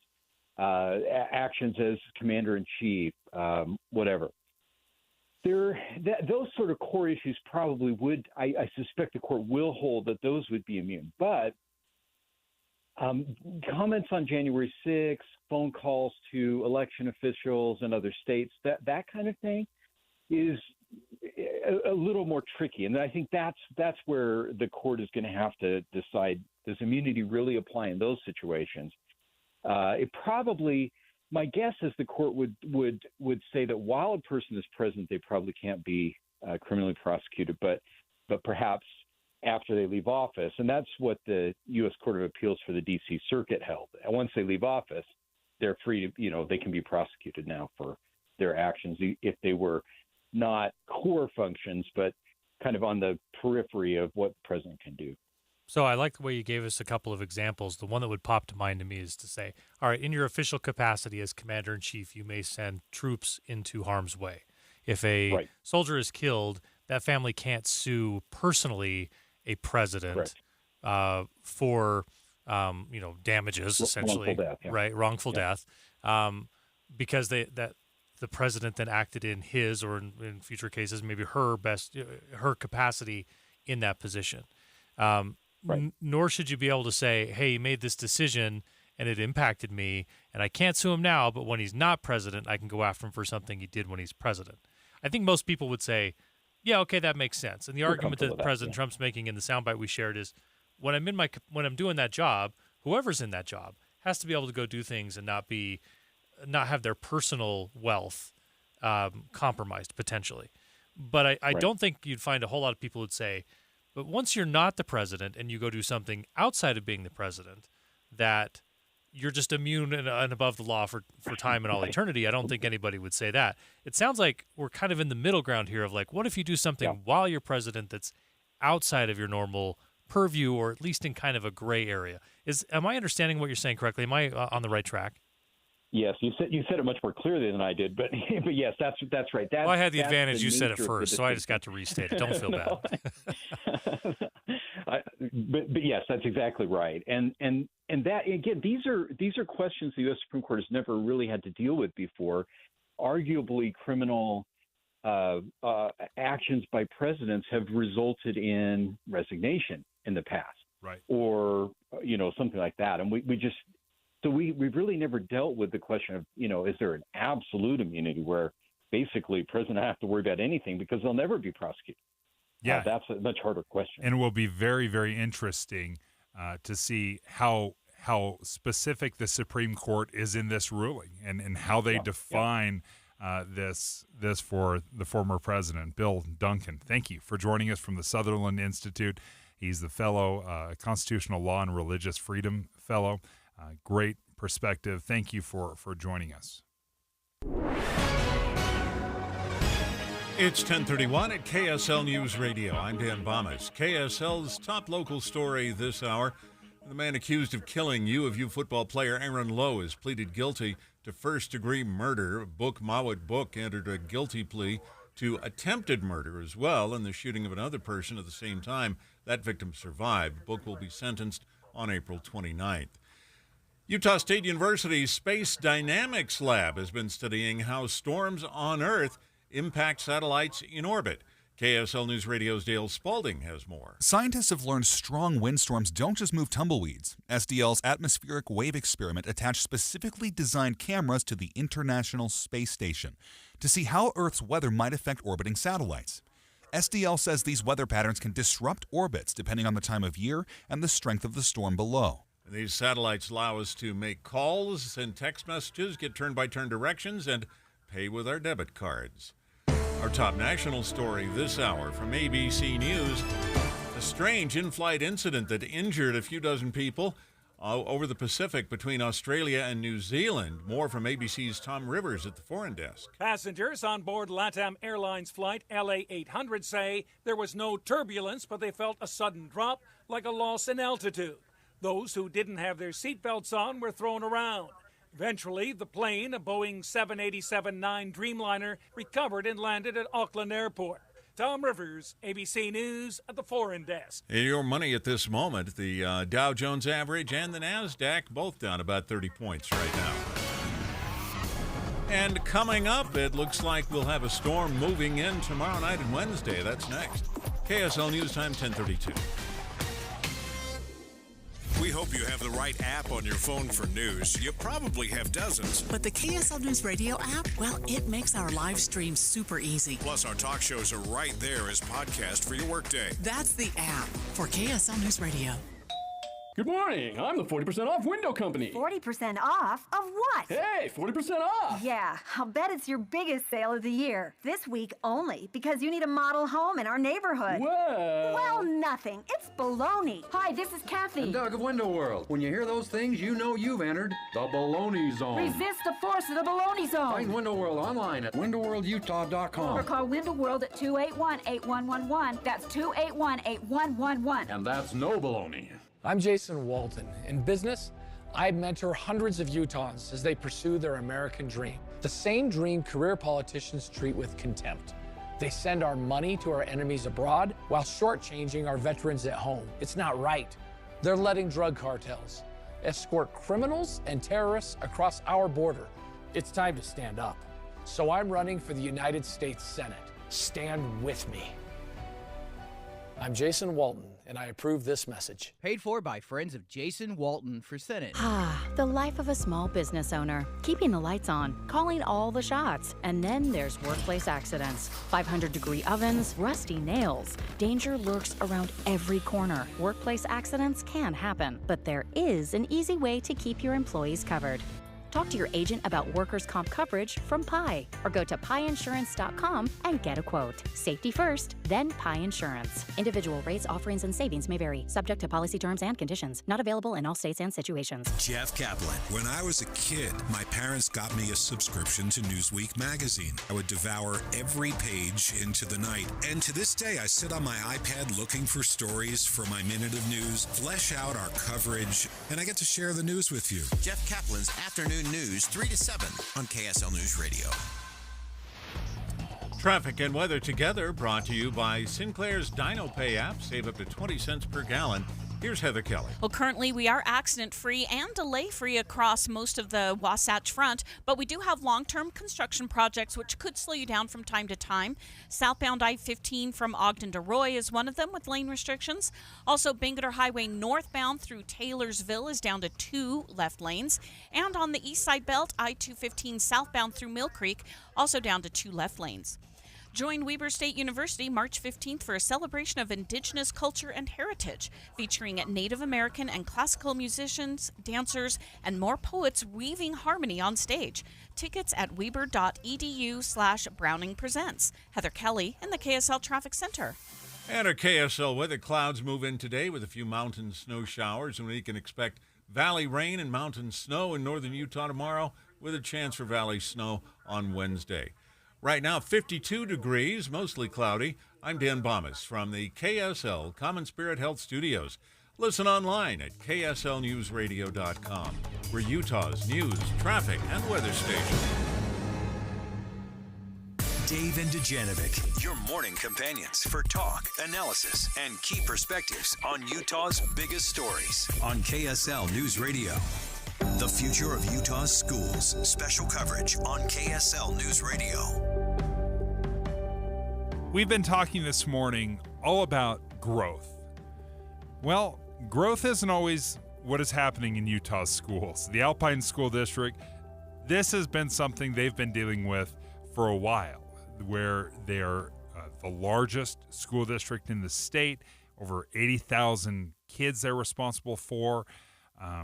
The next largest, I believe, is the Davis School District with about 72,000. So there's some very large school districts in the state. Alpine is still growing. This is an area that is a a hot spot in Utah, and there's still space. They're not all built out, and they can continue to grow. And when you have growth, you're going to have challenges, right? You're going to have you can say, well, our district's growing. That doesn't mean all parts of the district are growing at the same rate. You're going to have hot spots where, hey, these are areas where families have moved, or suddenly these are areas where families are having more kids. And, you're going to deal with that a little bit just because it is an affluent part of the state. And that means people there are not only, inclined culturally or whatever to have larger families, but they have the funds that they can say, yeah, we can add to our family. And that's going to end up with, more pressure on the school district to build schools and have capacity in those areas. It comes with a lot of challenges. It does come with a lot of challenges. So the discussion right now is, do we divide up the Alpine School District, and do we stay the same, first of all? Do we split it up into 2 or 3, perhaps, different school districts, which would mean redundancy in the sense you'd have to have, if you had 3 school districts, you'd need 3 superintendents, 3 administrative buildings, 3 sets of transportation, buses, how to get people to and from. So there's a lot that goes into it. Then you've also got the discussion of, okay, what happens? 3 sets of people trying to make sure you're compliant with federal regulations and all of that goes into it, right? Yeah, it's very complicated and can be very expensive.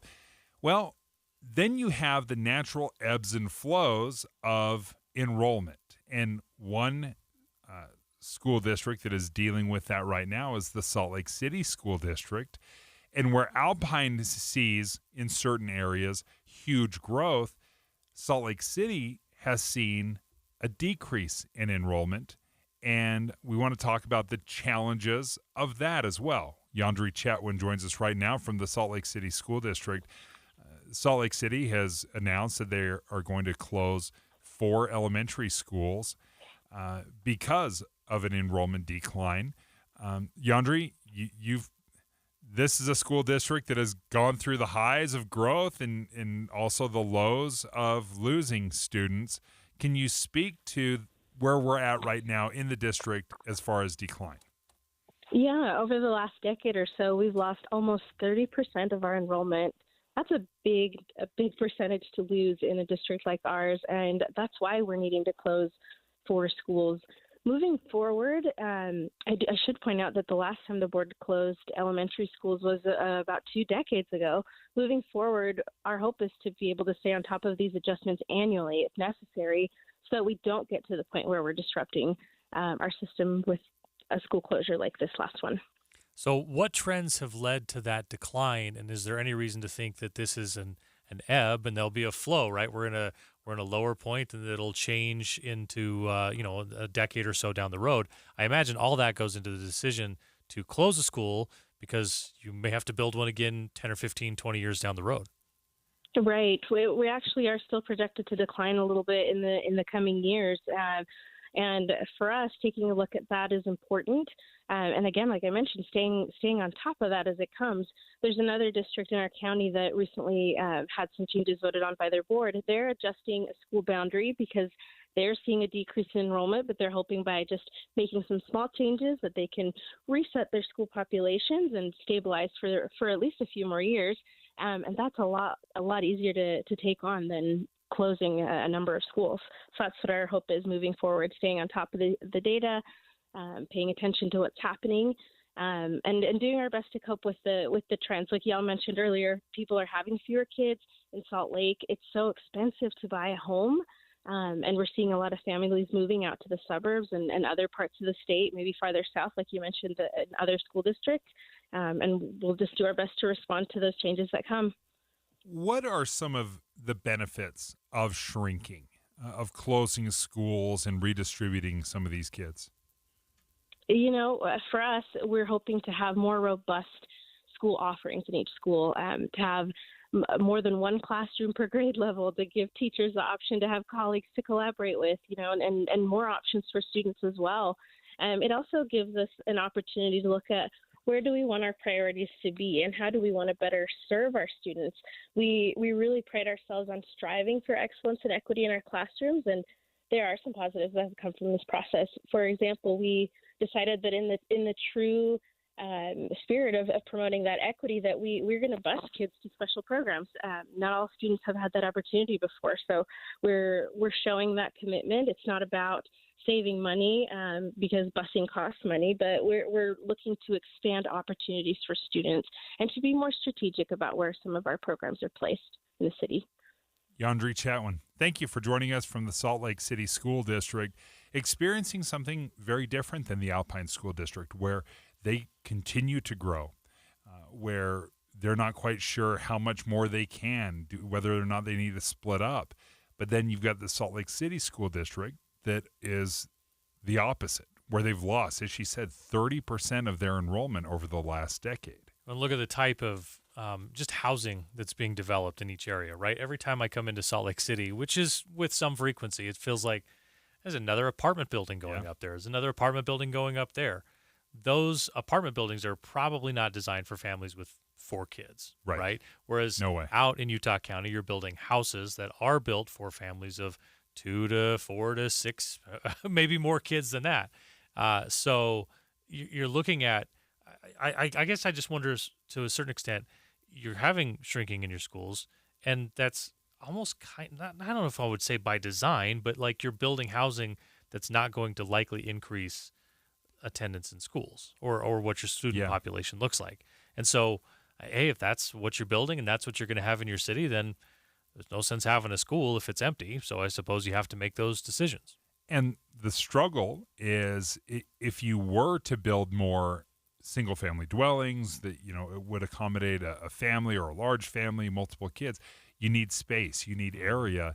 And in these mature parts of the state that are largely built out, there just is not enough land, which is why when you look at Utah County and some of these growing areas, quite frankly, they just have land. They have land that can be developed and thousands of homes that can be built.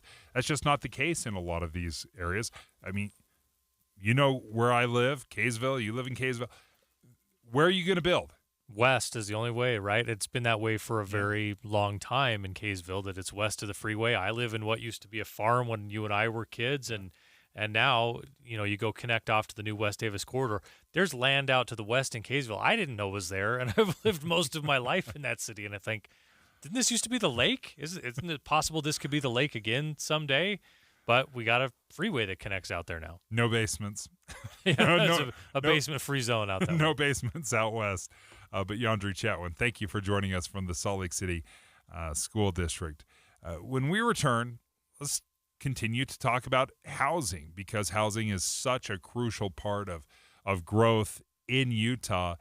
If you're thinking about selling your home, if you're looking at buying a home, but I really want to focus on the selling aspect of it. Why is springtime such a great time? Why is it the hot time to sell? And what can you do to get the most out of your home? Well, have you ever thought about hiring a professional home stager? You're like, well, I don't even know what that means. What is a professional home stager? We'll explain, and why it might be worth it. Why you might make a whole bunch more money by having a professional stage your home. Dave and Dujanovic. A lot of us are filling our workdays with podcasts. When you're working, go to kslnewsradio.com. Click on Dave and Debbie's podcast and pick a topic and story length. Podcast with Dave and Debbie. Then get to work with KSL News Radio. I just elevated my checking account with Utah Community Credit Union. Tim, I am so blown away at what I get with my elevated checking account at UCCU. I get so many benefits. I get cell phone protection and roadside assistance. The one that blows me away the most is telehealth. I actually get zero copay telehealth with my checking account from UCCU. Did you know you also get a 0.25% loan discount? It's one of the many things. And if you like to travel or you're on the road quite a bit, a free ATM nationwide. 30,000 ATM locations that you can use while you're out. Utah basketball star Walker Kessler and Utah Community Credit Union have come together to announce this brand new elevated checking account with more benefits, more savings, more online protections than ever before. Yeah, there's even something for dark web monitoring, which I have never heard of before, but you can find out more by just going to uccu.com. And open an elevated checking account online or stop by any branch. UCCU, you're going to love where you bank. What's keeping you from learning the language you've always wanted to speak? Too hard. Takes too long. Not with Babbel. Babbel's interactive lessons, podcasts, games, and more make learning fun. Fun isn't hard. Right. And in 10 minutes a day, Babbel's bite-sized lessons are designed to get you having real conversations in as little as 3 weeks. That's not long. It's not hard. It's perfect. It starts here. Go to Babbel.com to try for free. That's BABBEL.com. Babbel.com. Tired of hearing scary radio ads about the IRS? Tax Relief Advocates is different. TRA is here to tell you that if you owe money to the IRS, whether it's $5,000 or $500,000, we have a solution. TRA can eliminate or reduce what you owe to the IRS with zero risk to you. If we can't reduce your tax debt, then you pay nothing. We have a 5-star rating on Google and Yelp and an A+ with a BBB. End your tax nightmare today by visiting TRA.com or call 800-583-6681. That's 800-583-6681. It's time for spring cleaning. Beat the spring cleaning rush with big savings from Zero Rest this month. You're not the only one who is tired of winter. Your carpets are too. Think about the dust, dirt, dander, and germs in your carpet, upholstery, and air ducts with nowhere to go. Get rid of that gunk in your home by calling the cleaning heroes at Zero Rest. With Zero Rest's platinum-rated cleaning systems and environmentally friendly ZR water, they'll extract all that nasty out so your home will look and smell like a home should. Get 3 rooms Zero Resified from Salt Lake's #1 carpet cleaner starting at just $99, and they'll throw in a 4th room free. Take 25% off your air duct cleaning to get that true spring cleaning feel. You owe it to yourself and your family to breathe healthy, happy, and clean. Call Zero Res at 801-288-9376 or go to ZeroRes.com and say you want the KSL special. Zero Res. Spell it backwards or forwards. It's the right way to clean. Social Security is with you through life's journey from birth to retirement. As your life changes year to year, so do your needs. For over 80 years, Social Security has helped to meet your needs and is committed to improving access to the services that make a difference in your life. Today, you can verify your earnings, estimate your future benefits, apply for retirement, manage your benefits, and even change your address, all from the comfort of your home. Social Security's online services help put you in control with secure access to your information anytime, anywhere, allowing you to spend more time with family, friends, or simply just enjoying the day. Social Security, securing today and tomorrow. See what you can do online at socialsecurity.gov. Produced at U.S. taxpayer expense. With the 3 things you need to know this hour, I'm Dan Bomas. First, the man accused of killing U of U football player Aaron Lowe has pleaded guilty to murder and attempted murder for shooting another person. Second, some of the satellites we've come to depend on can be affected by storms on Earth.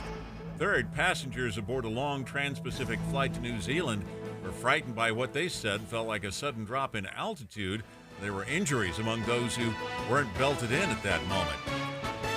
Right now, 52 degrees, mostly cloudy. Back to Dave and Dujanovic on KSL News Radio.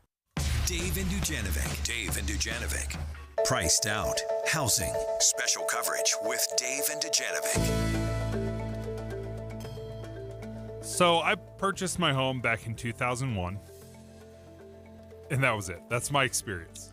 And I went from renting, an apartment, college, young newlyweds, to buying a home, and that's where my experience ends.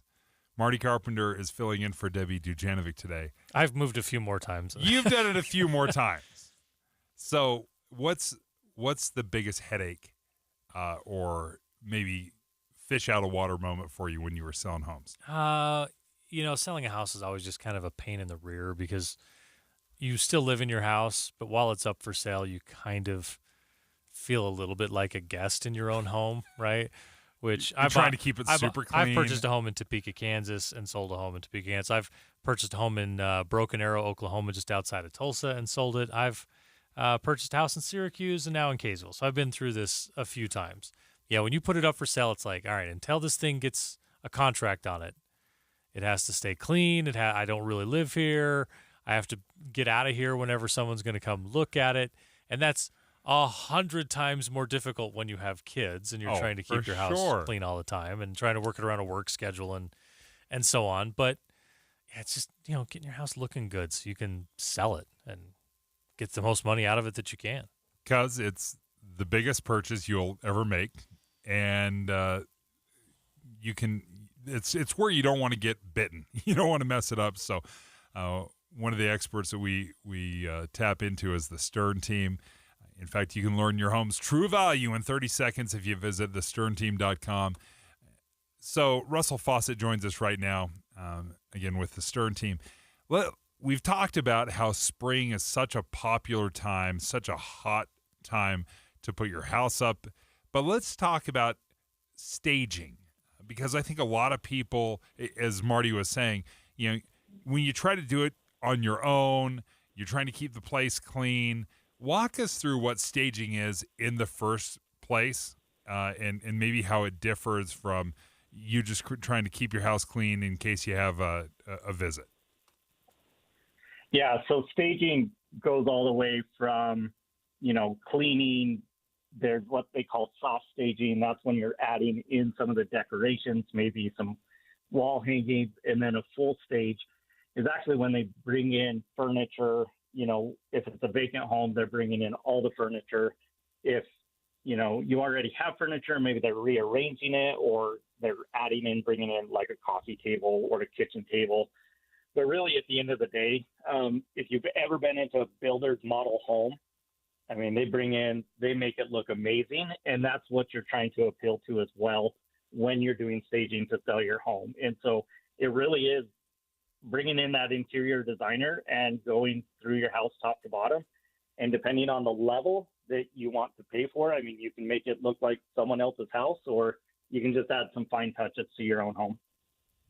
One thing I've learned about staging is, as you were describing that, the difficulty and the benefit you've kind of got to figure out for yourself. But I know that sometimes if you bring in a professional stager and they bring in all of the brand new couches and chairs, and they make it look like $1 million, it looks like one of these model homes, they actually require you to move out. Like, you can't actually live on their couches. It's truly for staging purposes. What's the benefit of considering that, saying, for the next month or two, I'm just going to definitely move out, so that the stagers can come in, make it look like $1 million? What's the benefit to that? Yeah, I think it comes down to, two things. First, the convenience, right, of not having to worry about, am I going to break this stuff? Especially if you have kids like me, I would be terrified if, don't sit on that couch. It's not ours. But as far as the other side of that goes, the benefit of, kind of that value is, according to the National Association of Realtors, staging can actually increase the value of your home, or what a buyer might be willing to offer, by 1% to 5%. And when you look at that in real dollars, if you're at kind of that average price of $500,000 or above, you're talking upwards of $25,000, $30,000. And sometimes we see, even if someone goes on the market and their home isn't in that pristine condition of staging, their first price drop is more than what it would cost them to move out and stage their home. And so it is really just, the benefit is presenting your home in the best way possible. Is it all inside the house, the staging, or is there staging to be done outside of the house, since that's sort of the first impression people get of the place? Yeah, so the staging outside, I wouldn't necessarily call it staging, right? It's getting your home, taking care of the lawn. Maybe you can put some potted plants and things like that in the spring. Here in Utah in the winter, it's really tough to really make that your home's curb appeal pop. But definitely in the summer, going and buying a couple of bags of bark and placing them around things and making it almost smell fresh when you walk up, and it just has that crisp feeling. So there are definitely things you can do on the outside as well. But most of your staging companies are going to focus on the interior. So let's say this $500,000 home, which is kind of the average, if I want it professionally staged, say I want to move out, how much should I budget for something like that? Yeah, so it depends on how much you're going to stage, but if you do the recommended rooms are definitely a living area, dining, kitchen area, and that primary bedroom. If you do that, you're typically looking between probably $1,800 and $2,500 for a full stage. If you have, good furniture and you're just going to move out and soft stage it, then you're under $1,000. And some of these companies, your realtor that you may work with, they might help you or advise you. I think that's something you guys do at the Sturm team, right? Correct. So we definitely, for all of our clients, we have them meet with the staging consult. They do a staging consultation where we're going to go through and actually recommend what you need to do. Because if you're not going to get the return of a full stage, like I definitely wouldn't recommend going through the headache, moving all of your stuff out, moving someone else's stuff in. I mean, if you have good furniture and you can keep your home clean, it could just be that soft staging of adding a little bit of, some fresh towels and some paintings and a little bit of greenery to the home. So that's where we're going to start with you. Is we're actually going to go through that consultation first before we, go into anything around full stages. Russell Fawcett, thank you for joining us from the Stern team. Again, you can learn your home's true value in 30 seconds if you visit thesternteam.com. Thanks, Russ. Marty, did you ever professionally stage any of your homes? No, we never did that. You just kind of did it on your own? Yeah. Well, on my own, on my wife's. Yeah. I would hate to take very credit. loose interpretation of your the own. royal we. Yeah. I took care of that. Yeah. Yeah, you bet, Dave. I was focused on. I had a schematic. I had the whole thing figured out. I guess the question would be, if you do it really well, what you tend to think is, you do these home repairs and these little projects to spruce it up, and you go, maybe this place isn't so bad. I should stay here. Yeah, maybe it just needed a fresh coat of paint. That's all it needed. And I don't hate this place anymore. I actually don't want to sell it anymore. Thanks, Ross. All right, when we come back. 2024 election year is gaining traction, but does America have a trust issue? Boyd Matheson joins us next to discuss the current issue we are facing with trust and government.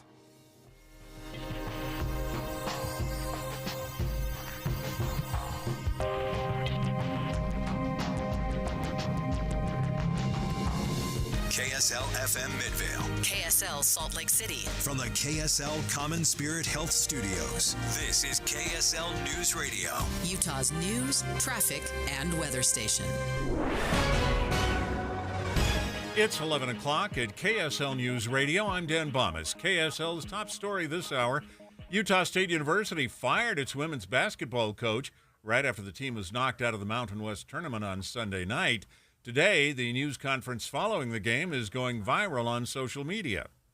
And how do you plan to rebuild for next season? I'm not going to be rebuilding. I just coached my last game at Utah State. I spoke with Diana, and they're going in a different direction, and I respect her decision, and I hope they get a really good coach in. Kayla Ard then stood up and walked That's away. the last question. Utah State's athletic director later released a statement saying the school appreciates everything Ard contributed, but it's in the best interest of the program to make a change. Our top national story this hour. The day could come when we'll see woolly mammoths roam the tundra again. KSL News Radio's Michael Commit has more on the latest breakthrough. Genetic engineering group Colossal Biosciences created a gene that would allow an Asian elephant to grow a woolly coat. Now, it'll take time for them to put together the other Arctic survival traits, but they're hoping that introducing woolly mammoth herds to the tundra could help heal the at-risk environment. Scientists could also study the cold-resistant genes of a resurrected mammoth to help humans survive in extreme cold, including in outer space. Your money at this moment, the Dow Jones average down on the day, as well as the NASDAQ right now. And our KSL weather. Looks like we'll get a storm moving in late tomorrow. That's next. KSL News Time, 11:01. It's a priority for us at this station to bring you all sides of a story and to talk about the news fairly, completely. Get all the facts and be really aware. Utah's Morning News with us, Tim and Amanda. Weekday mornings 5 to 9 on KSL News Radio. It's easy to think all money managers are pretty much the same, but at Fisher Investments, we're clearly different. Different? How? You sell high commission investment products, right? No, Fisher Investments doesn't sell any commission-based investment products. Well, you must earn commissions on trades. Nope, never at Fisher. We're a fiduciary, obligated to act in our client's best interest. It's the highest standard of care for a financial advisor. How do you know what's in their best interest? We get to know our clients and then tailor a portfolio based on their goals and needs. But you probably sneak in some hidden and layered fees. No, we have one transparent management fee, structured so we do better when our clients do better. Wow, you really do look out for your clients. That's because our top priority is helping them achieve a comfortable retirement. It might be why most of our clients come from other money managers. Visit FisherInvestments.com to find out why investors like you switch to us. Fisher Investments. Clearly different money management. Investments and securities involve the risk of loss. Advertising used to be simple. Your options were radio, TV, newspaper, and let's not forget the yellow pages. Now it seems like a tidal wave of options. Podcast, cable TV, streaming, OTT, CTV, audio networks, smart speakers. On top of that, you need digital marketing for your website along with SEM, SEO, display, video, YouTube, email, and all the social media platforms. Look, you're the expert in your business. Wouldn't it be nice to have an expert to market you? We are Bonneville Salt Lake, the local marketing and media company you know and trust. We reach customers across all digital and social platforms and have the reach of traditional advertising available as well. We find your customer anytime, any place, anywhere on any device here in Utah or anywhere in the world. We work to optimize your results with our in-house local team of experts, providing you with qualified leads, not just impressions. Contact Stephanie Palmer at KSL for a free consultation, including a complete digital audit with no obligation or cost to you. Email spalmer@ksl.com. That's spalmer@ksl.com. Traffic and weather together, brought to you by Sinclair's DinoPay app. Save up to 20 cents per gallon. Here's Ricky Meese. Pretty quiet out on the roads, whether you're traveling the freeways, main secondaries, even most of our surface streets. We are seeing a nice and quiet drive, no accidents or delays. Call 801-288-9376 and say you want the KSL special. $99 for 3 rooms cleaned, and they'll throw in a room for free. Zero res. Ricky Meese in the KSL Traffic Center.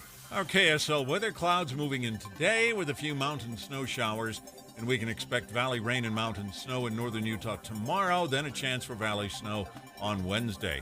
Right now, 54 degrees, mostly cloudy. I'm Dan Bomas from the KSL Common Spirit Health Studios. Listen online at kslnewsradio.com. We're Utah's news, traffic, and weather station. Dave and Dujanovic, your morning companions for talk, analysis, and key perspectives on Utah's biggest stories on KSL News Radio. Dave and Dujanovic have inside sources. All right, the rematch, it's a done deal. The election year moving forward after Nikki Haley drops out. Yeah. Everybody enjoy primary season? That was fun. Boy, that was a real barn burner, wasn't it? We talked about it for a lot of hours, but ultimately we got exactly what we kind of thought in the first place, that it was going to be Trump and Biden, the rematch. And sure enough, that's what we got. One candidate, sure, you're facing a lot of civil stuff, criminal stuff, indictments. That's Trump, the current president. Big question marks going toward his age, his policy, what he's done in his last 3.5 years. President Biden just conducted the State of the Union. I really liked what he had to say here. This, even though I didn't love all of his plans to give out my money, my tax dollars to everyone, not me, this is something that I could get behind. I like this message that he had at the State of the Union. This is the moment to speak the truth and to bury the lies. Here's the simple truth. You can't love your country only when you win. I like that. You can't just love your country when you win. He is our president. Whether you agree with his policies or not, he's still our president. And I still love the country. Even though I may disagree with some of the direction we have right now, I thought that was a powerful thing. Marty Carpenter filling in for Debbie today, and Boyd Matheson comes in as well. Boyd, I want to talk about trust. So that is something I think over the years there has been an erosion of trust in government. Yeah. No question, and I think the real challenge to that, I've been saying for a long time that we've stress tested this country under so many different circumstances. We've stress tested it in World War, we've stress tested it in pandemic, we've stress tested it in economic collapse, but we've never stress tested our constitutional republic in the absence of trust, particularly trust in institutions. And we know the trust in institutions is at an all-time low, and bigger worry for me is that distrust in institutions has now seeped into society, and we don't even trust our neighbors anymore. And so to me, that's the real test and the real challenge is where that trust is going, and then what happens when we get faced with something big. Will we be able to hold together in the absence of that trust? And part of that, Boyd, though, is when you get to a point where someone says there's a lack of trust or there's an erosion of trust, it's the response to that. If it's a matter of there's no reason for you to not trust me. There's nothing to see here. Everyone keep moving along. Or to say, hey, let's have a discussion about that. Yeah. Where is it that you're feeling a lack of trust? Yeah. And you look at this in the elections, right? We say, hey, whether there's distrust or a lack of trust or an erosion of trust, there's some reason for some people to say, hey, maybe this wasn't on the up and up in some extent. Now, you can go say, no, we're digging in our heels. Let me disprove why that is. And I think that's an important element of that. No question. But the other part is to say, let me tell you how our system works currently. And then once you have that understanding, once we're on the same page, what else can we do? Like, it's so essential. How do we make sure there's trust when it comes to the integrity of our elections in this example? Yeah, so that approach and the way you either dig in or decide to have a discussion makes a big difference. Absolutely. And so it starts with transparency. I think that's where all trust really begins. Then the other thing is that we also have to suspend that instant certainty, and that's usually politically driven. So if I'm instantly certain that Dave is wrong, and not only is he wrong, he's wrong and evil because he's part of that other party or whatever, then suddenly there's no chance at trust because now I've vilified him. I'm using contempt as a way to get to that. So transparency is one thing. I think one of the big challenges, and I think the Biden administration in particular has struggled with this, and that is being congruent. So you can say something, but if it's not what everybody is experiencing, and we've talked about it before, Dave, when we've talked about the context of kind of the elite of the country on both sides of the political aisle that are completely disconnected from what the rest of the country is actually feeling and sensing. So whether that's an institution, whether that's a politician, whether that's a business, a church, or the media, big capital M media, everywhere there, if there's that lack of trust, then we got all kinds of things going on. Well, I think the most recent example that pops into my mind is you hear economists talking about how great the economy is. And Biden is saying, look at the jobs numbers, look at the wage increases, all of these things. And look how inflation is down to around 3%. This is what he was mentioning in the State of the Union. We had it at 9. We've brought it down to 3. I'm like, okay, that's great. Everything costs me a lot more. From month to month, it's probably $800 to $1,000 more a month. So, yeah, I'm not feeling great about the economy because I'm still spending an extra $1,000. Yeah. Now, sure, I didn't lose my job. That's a big win. I don't want to, discount that, the importance of that. But at the same time, let's not pretend it's the fact you have to have another one to afford things. Then I got to have a side hustle. Yeah. We created all these jobs. Problem is, everyone has to have 2 of them in order to get by, right? That's the real disconnect there. Yeah, it's so much that perception in terms of what am I actually experiencing. You can tell me what inflation is and how great the job numbers are, but if I have to have 2 jobs to make ends meet, if I'm running out of money way before I run out of month, then I have a trust problem. I have a truth problem with you because you're telling me something. You're even hyping it up and you're saying it in the State of the Union. And, man, that is just not happening around my kitchen table. I think a really interesting thing. Today's the 4-year anniversary of when the pandemic kind of started. And the pandemic was one of those things that, for better or worse, we all went through together. And I would say that's government as well. If you remember back to that time, government officials on the state level, government officials on the national level, we were all trying to figure this out. Yeah. And there was like this level of like, okay, we're all in this together. But then like some things just sort of didn't add up to people, right? And this is like when they would say, oh, well, this many people have died of COVID. But that would include anyone who died and had COVID. And so like the 98-year-old grandma who died because she's 98 and then had COVID, got included in those numbers. Yeah. And so that's just when people start to go, that disconnect you've mentioned of like, I know that you've got to have a way to track this, but that way doesn't jive with what I'm seeing in reality. And now we've got a discrepancy. And now it doesn't take a big leap to say, and you're doing that to push an agenda, not to give us credible information. And I think going through that 4 years ago, and not just 4 years ago, but 2 years through that whole process, really left a deficit of like, you've got to earn some trust back. And Marty, you just put your finger on the key component to all of this, and that is, what are people doing to rebuild that trust? Because it's a bank account, and man, we have big national debt and deficit spending. We have big trust deficit spending going on right now, and nobody seems particularly focused on building that back up, because everybody's running political campaigns to try to win and gain power. And so, to me, that's the big problem. It's because if that's the purpose is to get to power, as opposed to build trust, those roads don't cross each other very well. And those campaigns never end, right? There was a time 50 years ago when we campaigned and then we governed, and now we just campaign, and we campaign. But one of the most crucial elements to me to earn my trust back is to objectively say, this is where we messed up. And let me explain to you where we will forgive just about anything in this country. I think we've proven that time and time again.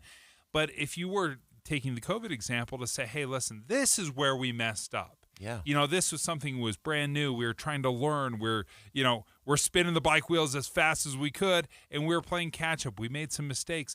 That kind of frank assessment and honesty, which just is impossible for leaders to get to. Yeah, and to me, that comes to me the real essence of all of this. Adlai Stevenson, I think, said this is the time to speak the truth. The American people can handle it. They can handle the truth. And when we do that, then it doesn't matter so much who leads us. It's what leads us, what principles, what courage. I sat down with Robbie George from Princeton late last week, and we had this fascinating conversation about what he tries to do with students, not just at Princeton, but around the world, and that is help them to become a disciplined seeker of truth and become a courageous speaker of truth. And if we can get those two things rolling, then we got a shot. We have to remember that the Constitution and this constitutional republic of ours is dependent on trust. It's dependent on people living virtues. This building, this company depends on people being virtuous, showing up on time, doing the job, making it happen. Same thing applies in government. Same thing applies over at the court building today. It's dependent on people coming in and being honest and trustworthy and not taking a bribe. The hospital, same thing. It requires people to show up and do what they say they're going to do. But none of those institutions can build that person. That is a cottage industry. It happens in your house and my house, your neighborhood, my neighborhood. If we're going to build seekers of truth and courageous speakers of truth, which is where trust happens, that's a cottage industry. It's got to start with each one of us. Boyd, thank you. This segment of the Dave and Dujanovic Show is brought to you by Window World of Utah. Today, give them a call. Learn a little more about how you can find the best value in windows and doors, and that's no baloney.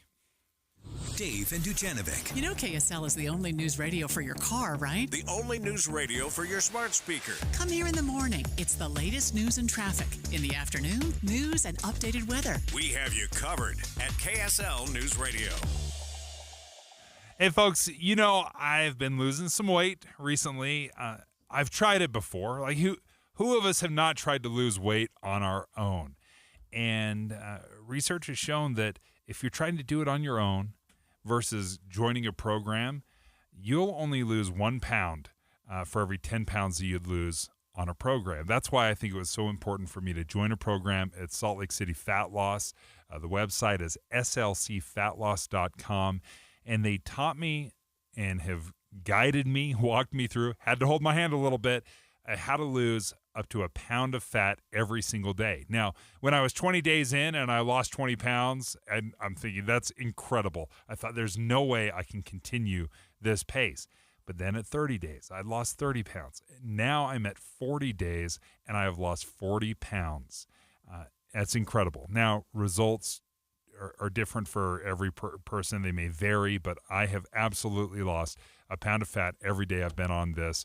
No surgery, no injections, no point counting, no exercising, no prepackaged meals. Give SLC Fat Loss a call, Salt Lake City Fat Loss, the website slcfatloss.com to get a free consultation. That's slcfatloss.com. The winners. Best Documentary, Tim Hughes and Amanda Dixon, starring on Utah's Morning News from 5 to 9. Best Duo Performance, Dave Noriega and Debbie Dujanovic from 9 to noon. Best Original Monologue, Boyd Matheson, host of Inside Sources from 1 to 3. And Best 1-Minute Screenplay, Jeff Kaplan's Minute of News, weekdays from 3 to 7. Now starring on a smart speaker near you. Just ask Alexa, play KSL News Radio. Tax Talk with Straight Talk. You give and you give. This tax season, you get with Straight Talk Wireless. You get a reliable 5G network and unlimited data and a Samsung Galaxy A14 included when you buy an extended Silver Unlimited plan. So you can give your janky phone to your kid. Yeah! Switch to Straight Talk for plans starting as low as $25 a line per month for 4 lines. Find us at straighttalk.com. For network management practices, visit straighttalk.com. Device offer ends 4/14/24. Online only. Family plan discount with 4 lines, all on the Silver Unlimited plan. Taxes and fees apply. For the ones who work hard to ensure their crew can always go the extra mile, and the ones who get in early so everyone can go home on time, there's Grainger, offering professional-grade supplies backed by product experts so you can quickly and easily find what you need. Plus, you can count on access to a committed team ready to go the extra mile for you. Call, click Grainger.com, or just stop by. Grainger, for the ones who get it done. Imagine if you could track your credit score anytime without impacting your score. Or imagine if you could know before you apply for a loan how it might affect your credit score. Well, you don't have to imagine it anymore because our friends at Utah Community Credit Union have done that. It's called the UCCU Credit Score Toolbox, and it's right on board their app. You can take the building of your credit score into your own hands. All the things that you can do right there on the app, like, you can correct errors to your credit report right there and improve your credit score. Well, they told us recently you can even simulate what will happen if you pay off a credit card or apply for a loan, how that might affect your credit score. I've never heard of anything like it. Plus, you get a free monthly credit report that includes all the information that you'd find on your credit file. The third tool in your credit arsenal is credit monitoring, and UCCU makes it happen. There's no new apps to download. The Credit Score Toolbox is right inside the UCCU mobile banking app. Available now for free. UCCU. Love where you bank. The life of a small business owner. Keeping the lights on, calling all the shots. And then there's workplace accidents. 500-degree ovens, rusty nails. Danger lurks around every corner. Workplace accidents can happen, but there is an easy way to keep your employees covered. Talk to your agent about workers' comp coverage from Pi, or go to piinsurance.com and get a quote. Safety first, then Pi Insurance. Individual rates, offerings, and savings may vary, subject to policy terms and conditions. Not available in all states and situations. Any Hour Services free furnace sale is going on right now. If you haven't scheduled your free estimate yet, do it now. Call Any Hour Services today or schedule online at anyhourservices.com. With the 3 things you need to know this hour, I'm Dan Bomas. First, Utah State University's women's basketball coach walked out of her final news conference just moments after she was fired. Second, President Biden has released his budget proposal for the coming year, but it may not be much more than a wish list when it arrives in Congress. And third, scientists are working on bringing an extinct species back to life. Might not be long before we see woolly mammoths. Right now, 54 degrees, mostly cloudy in Salt Lake City.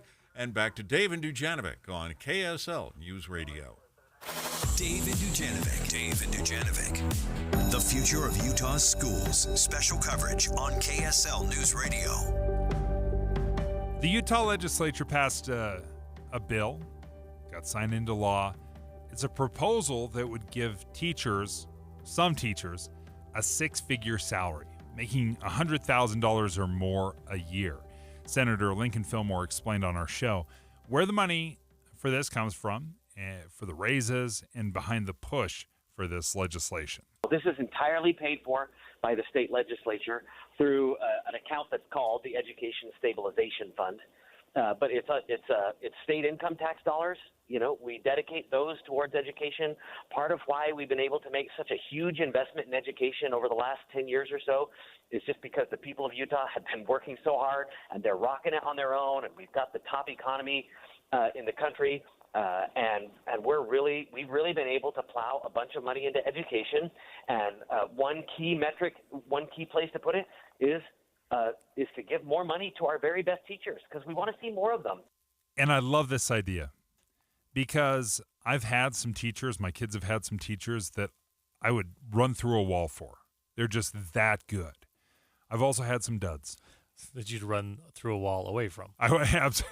Absolutely. They were doing their best, but they were definitely not doing their best. Like, no excuses. They were lazy and bad. But guess what? They are all being paid the same, because in Utah you get paid really on two metrics: your experience and then your formal education level, whether you have a bachelor's degree, a master's degree, a PhD. You just measure that with how many years you've been teaching. You have almost a guarantee of how much you're going to get paid. This changes it to, well, let's reward those that are going above and beyond. Yeah, and if you think about this from the state policymaker perspective, one thing that was becoming evident is that the only way for teachers, really good teachers, to make more money was to go into administration. And that takes really good teachers out of the classroom, right? And puts them in administration where they can do valuable work, yes, but not that directly impacts the students. So you want to lose that talent drain from the classroom to the administrative side, and so you've got to pay some people to say, hey, you're a really great teacher. We want to pay you as if you were going to go be a principal, but keep you in a classroom where you can make a big difference. So the big question is, well, how do we determine who the rock star teacher is? Isn't that subjective? Well, Utah State, the center, I'm trying to remember the exact name. The Center for the School of the Future. There we go. CSF. There we go. The Center for the School of the Future. Dr. Parker Fossen joins us right now as the executive director there. You've are a former dean of education at UVU, previously a school administrator. So you've been on that side as well. And he's been a first grade teacher. You've done it all. So you're probably the perfect person to talk to. So how do you measure the rock star teacher? How subjective is it? Well, I think it's important to reinforce what you said coming into this, that we often cite a phrase that teachers aren't really in this for the money. And by saying that over and over again to ourselves, we almost convince ourselves as a society that the money doesn't matter, but it does. Yeah. And we have these exceptional teachers who are producing high value for the students that they work with that have options. And many times they get pulled away from the profession that they love to do other things. And sadly, the motivating condition for that is salary. So, as you know, in this bill that was recently passed, the Center for the School of the Future was tasked with engaging with education stakeholders and experts, both within our institution, but also around the country, to explore what is it that we pay attention to as we think about compensation for exceptional teachers. And the bill is pretty clear. It talks about some guardrails for us. One would be student performance. Another would be professional evaluation or a principal evaluation, and another would be parent surveys. So as we're still very early in this process. We're meeting tomorrow as a team to start sifting through all of the information we have around this. Those three elements will be very big in the outcome of the matrix on how we look at effective teaching. Let's talk about that performance aspect, because that can be very difficult if you're measuring destination. So as a kid on grade level, are they exceeding grade level versus a child that may not be a grade level but has shown extraordinary growth during that school year? How do you measure performance? Well, there's different ways, and you mentioned two. One would be proficiency or grade level learning outcome. That tends to get very little attention in matrices like this, partly because it really focuses all of the tension on a small slice of the student population. What we're looking at for our matrix, and obviously, again, we're early in this process, but we're looking at student growth, which then allows the metric to look at students across the spectrum, and it allows us to avoid taking a look at a one-time assessment. We can look at slices of student performance over time and how much value or how much growth an individual teacher produces in a group of students over time rather than watching individual student performance and proficiency. How much weight could you put on something like the principal saying, this is my rock star teacher? And I know you have to have some kind of safeguard there so a principal isn't just saying, this is my favorite teacher or this is my friend who happens to teach her, let's kick some more money her way. But is there a way to go about that where you say, who knows the teacher's best? Who really should be able to say, this is a teacher I don't want to lose in the classroom? That should be the principal. And in most cases, you'll probably be able to depend on a principal being impartial in the sense that they're not going to play favorites with a friend. Yeah, and I think there was quite a bit of discussion in the legislative session around that. And really the things we're going to pay attention to are whatever the matrix does, can we defend that? Is it stable? Does it hold up over time? So again, if we look at a matrix that includes multiple elements, we have a greater likelihood of actually having something that we could defend versus one that's based on one person's perception. So a principal could say, yeah, I really like this teacher. They show up early, they leave late, but let's say they have no impact on student learning. It's not that teacher that should be in line for this kind of compensation. It's the teacher that really is hitting a home run across those. The parents see value, just like Dave said at the beginning, at least I think it was Dave. Yeah. The parents value, they know that they're doing good things for their kids. The principal evaluation is consistent with that. And the student performance is actually showing that as well. So we triangulate that so we have a little more confidence in the judgment. Well, Dr. Foss and I look forward to continuing this conversation to see how this morphs and changes over time, because those are three crucial elements: the performance and evaluation by the principal. And then also, we didn't get into this, I love the idea of a parent survey, because I'll tell you this, as a parent, I could tell you in every one of my schools, elementary, junior high, high school, who the rock star teachers are. At least 2 or 3 in every school. The parents know. We talk.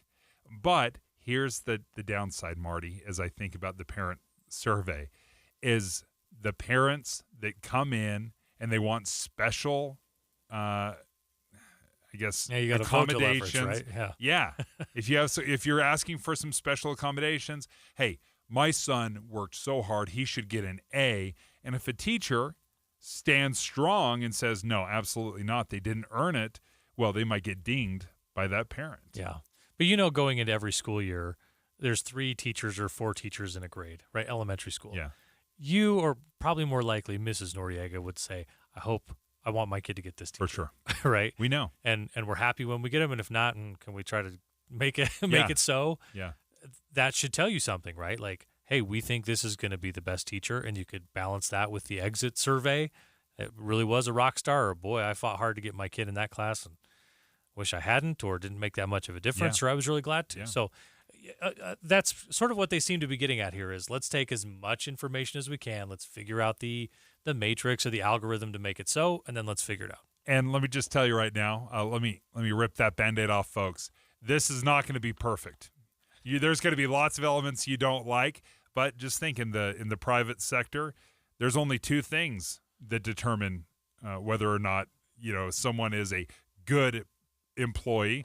It's really negotiation and competition. Yeah. That's what you have. There's no perfect evaluation for the rest of our jobs. It's just negotiation and competition.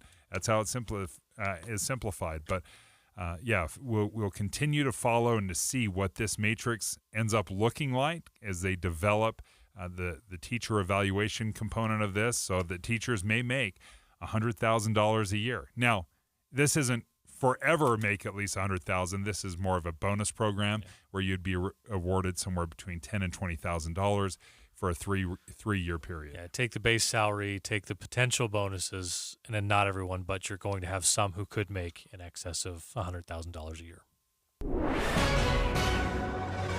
It's 11:32 at KSL News Radio. I'm Dan Bomas. KSL's top story this hour: the man who shot and killed a University of Utah football player has taken a plea deal. Salt Lake District Attorney says Book will face a sentence of 15 years to life for the murder of Aaron Lowe, 3 years to life for shooting the second victim who survived. That avoids having to try the matter, but it also achieves the maximum sentence that we can. And so with the family's understanding and our prosecutors, we reached that disposition this morning. Aaron Lowe was shot and killed during some kind of dispute at a party off campus in September of 2021. State Senator Todd Weiler will begin aggressive treatment this week for recurrent prostate cancer. Weiler told KSL-TV he thought he was in the clear after his prostate was removed in December 2020, but recent tests have shown the cancer isn't gone. He'll begin radiation treatment on Thursday. Doctors say the remaining cancer cells are quite aggressive. Weiler says he's optimistic about treatment, calling it only a short-term setback. Your money at this moment, the Dow Jones average up on the day, but the NASDAQ is trending down right now. And our KSL weather looks like we'll see some rain moving in tomorrow and then maybe snow on Wednesday. KSL News Time, 11:33. Here's a way to get breaking news updates anywhere you go. At the store or in a work meeting, you can get breaking news on your phone. You can quickly read it, swipe, or click for more. It's super discreet, super fast. That's the app for KSL News Radio. Let's hear from you. I'm dying to have a bigger conversation, but I want to take phone calls. 801-575-TALK about this new plan to pay rockstar teachers $100,000 a year here in the state of Utah.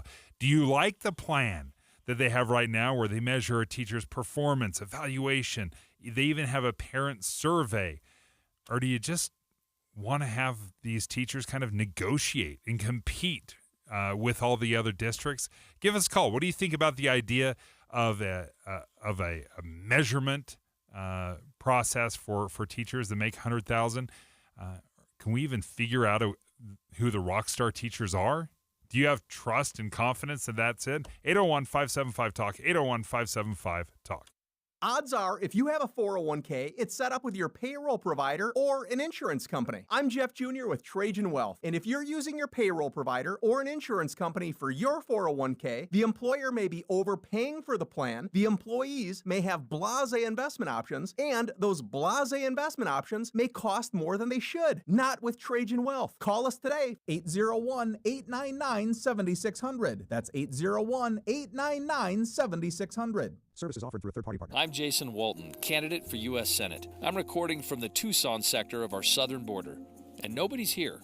Our government should defend our territory, but President Biden, Mitch McConnell, and career politicians are funding war in other countries while the cartels are waging unchecked war here on American soil. I'm standing up to build the wall, end catch and release, and secure the border. Stand with me. I'm Jason Walton, and I approve this message. Paid for by friends of Jason Walton for Senate. Hi, I'm Henry Winkler. My eyes are very important to me. My eyes connect me with everything I love. I loved my late father-in-law dearly. He always lit up a room, but his vision dimmed with age. He had age-related macular degeneration, or AMD. And since partnering with Apellis, I've learned there's an advanced form of dry AMD called geographic atrophy, or GA. His struggle with vision loss made me want to help others know about GA's warning signs. For some, colors appear dull or washed out. For others, hazy or blurred vision make it hard to see details, like fine print on price tags. Many have trouble seeing in the dark, making driving at night difficult. GA gets worse over time and cannot be reversed. If you think you have GA, don't wait. Treatments are available. Ask a retina specialist about FDA-approved treatments for GA and go to GAWon'tWait.com. Traffic and weather together brought to you by Sinclair's DinoPay app. Save up to 20 cents per gallon. Here's Ricky Meeks. A small accident in Utah County about a mile north of Payson on northbound I-15, out of traffic on the right. For a limited time, open a 12-month certificate from Cyprus Credit Union and get 5.25% APY. Learn more at any branch or visit cypruscu.com. Ricky Meeks in the KSL Traffic Center. Our KSL weather, clouds moving in today with a few mountain snow showers. Then we expect valley rain and mountain snow in northern Utah tomorrow with a chance for valley snow on Wednesday. And right now we're at 54 degrees. It's mostly cloudy. I'm Dan Bomas from the KSL Common Spirit Health Studios. Listen online at kslnewsradio.com for Utah's news, traffic, and weather station. Dave and Dujanovic, your morning companions for talk, analysis, and key perspectives on Utah's biggest stories on KSL News Radio. The future of Utah's schools. Special coverage on KSL News Radio.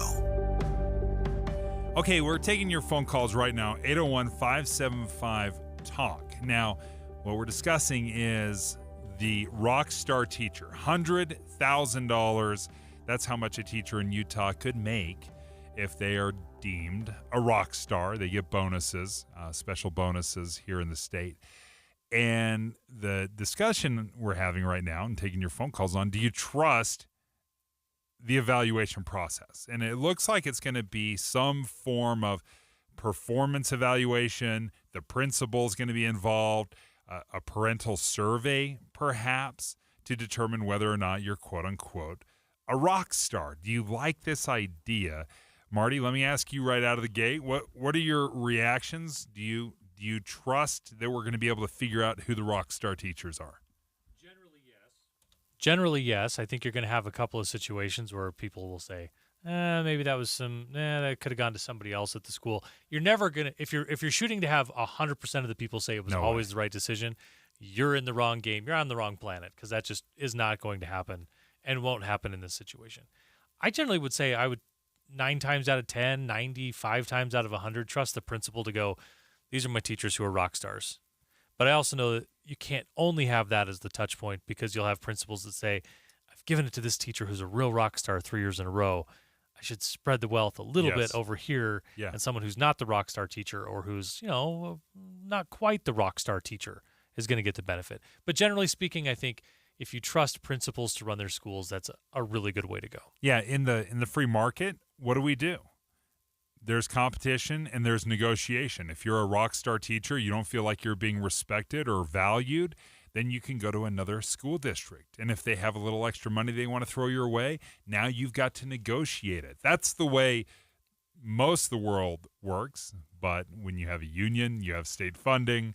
Would be interesting to think if you're a teacher and you can say, I'm a good teacher. I'm a rock star teacher, but boy, I got someone here who I'm never going to be first string ahead of that person. Yes. But I know that school down the street, and I'm better than all those teachers. Yes. I'm going there, which I guess is helpful, because you get a teacher who says, I still want to teach.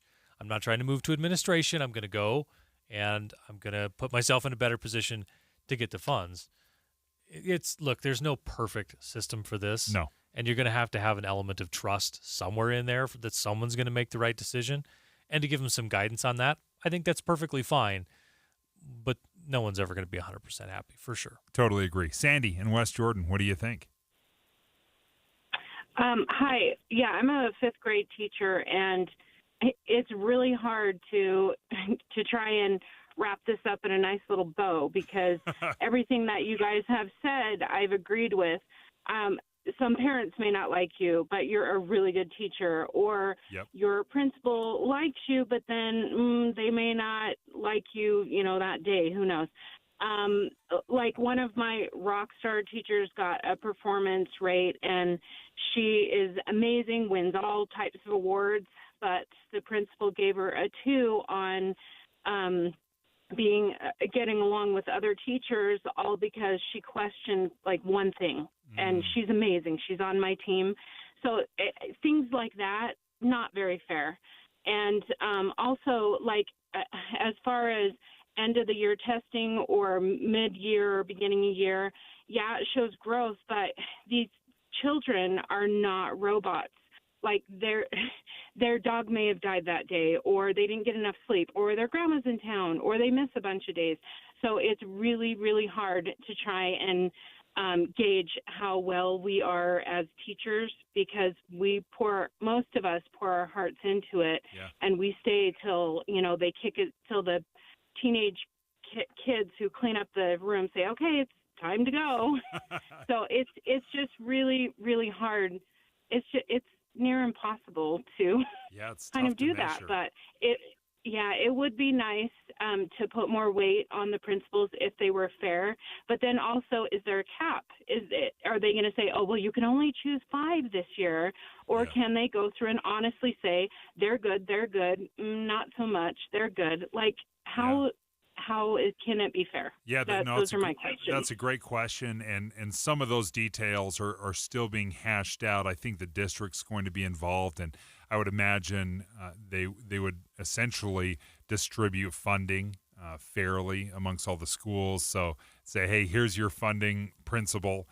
Give me 2 or 3 recommendations or 5 recommendations, depending on how much funding there is there. It's still kind of being hashed out. But I think most people would say, okay, the system's going to be imperfect. Yeah. But that's still better than not giving a bonus, right? Right. Yeah, because right now, if you have a rock star teacher or a terrible teacher, then if they have the same years in the system with the same education level, they get paid the same. Don't let the perfect be the enemy of the good. Is the system going to be perfect? No. Is it good that we're giving these bonuses to teachers who go above and beyond? Yeah.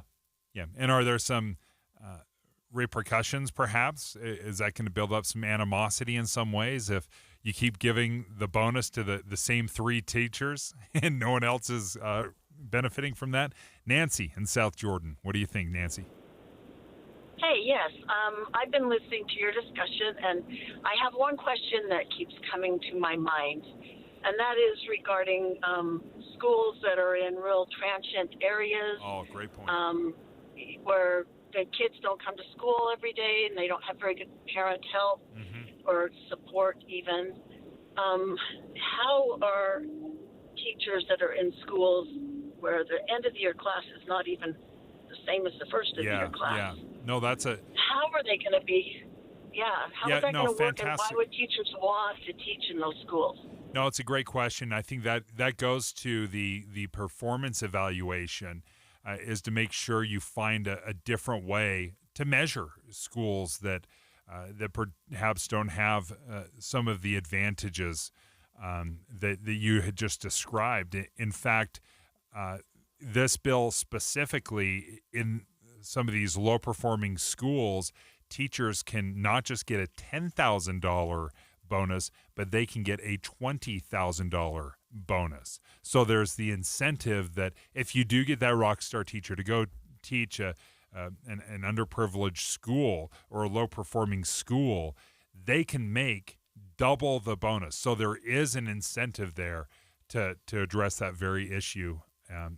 How effective it will be will be an interesting thing to follow. But yeah, they've definitely taken that into account, or have tried to. Nancy, Sandy, thank you so much for your calls. Final, holy cow, three hours down. We only got one segment left. Just flies by when I'm here, Dave. What can I tell you? Hey, okay, listen, we know there's a lot of panic and anxiety attacks that go on. I've got a new solution that I just heard about.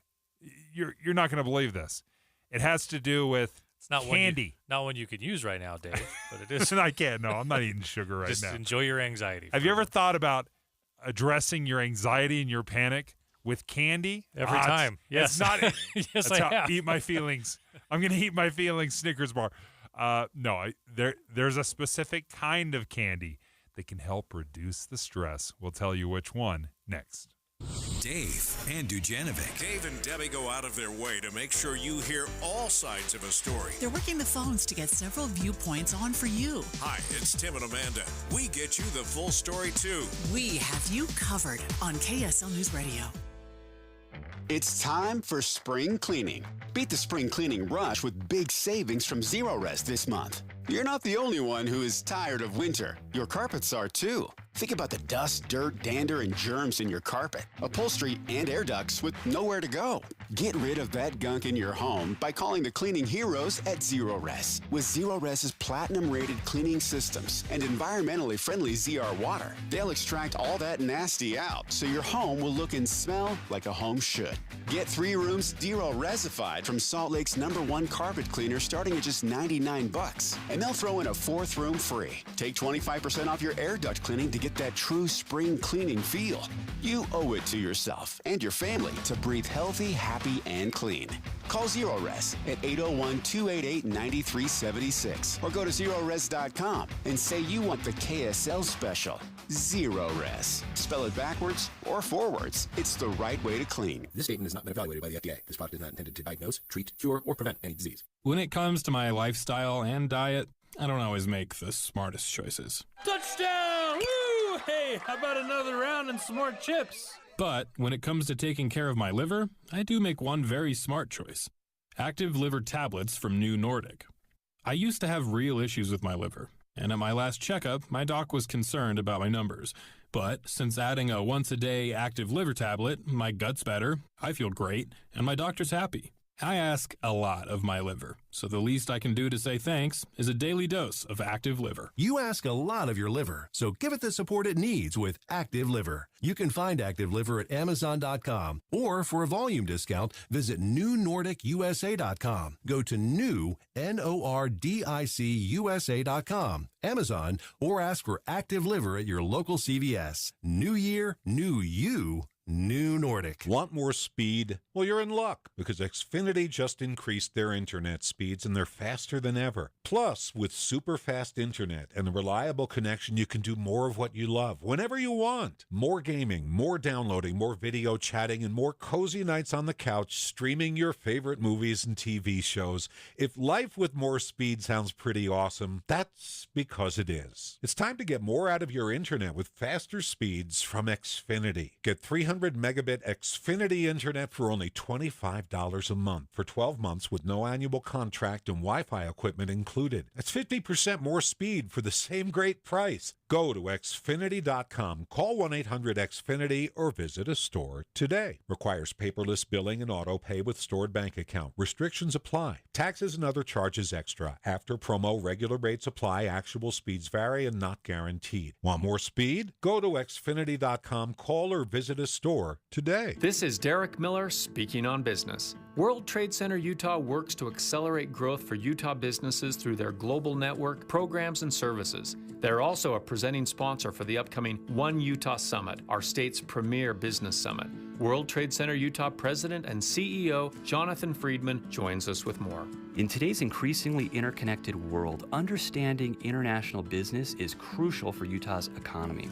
At World Trade Center Utah, we not only take Utah businesses abroad, but we also have the honor of hosting and assisting diplomats and other influential leaders from all over the world who are eager to connect with our economy.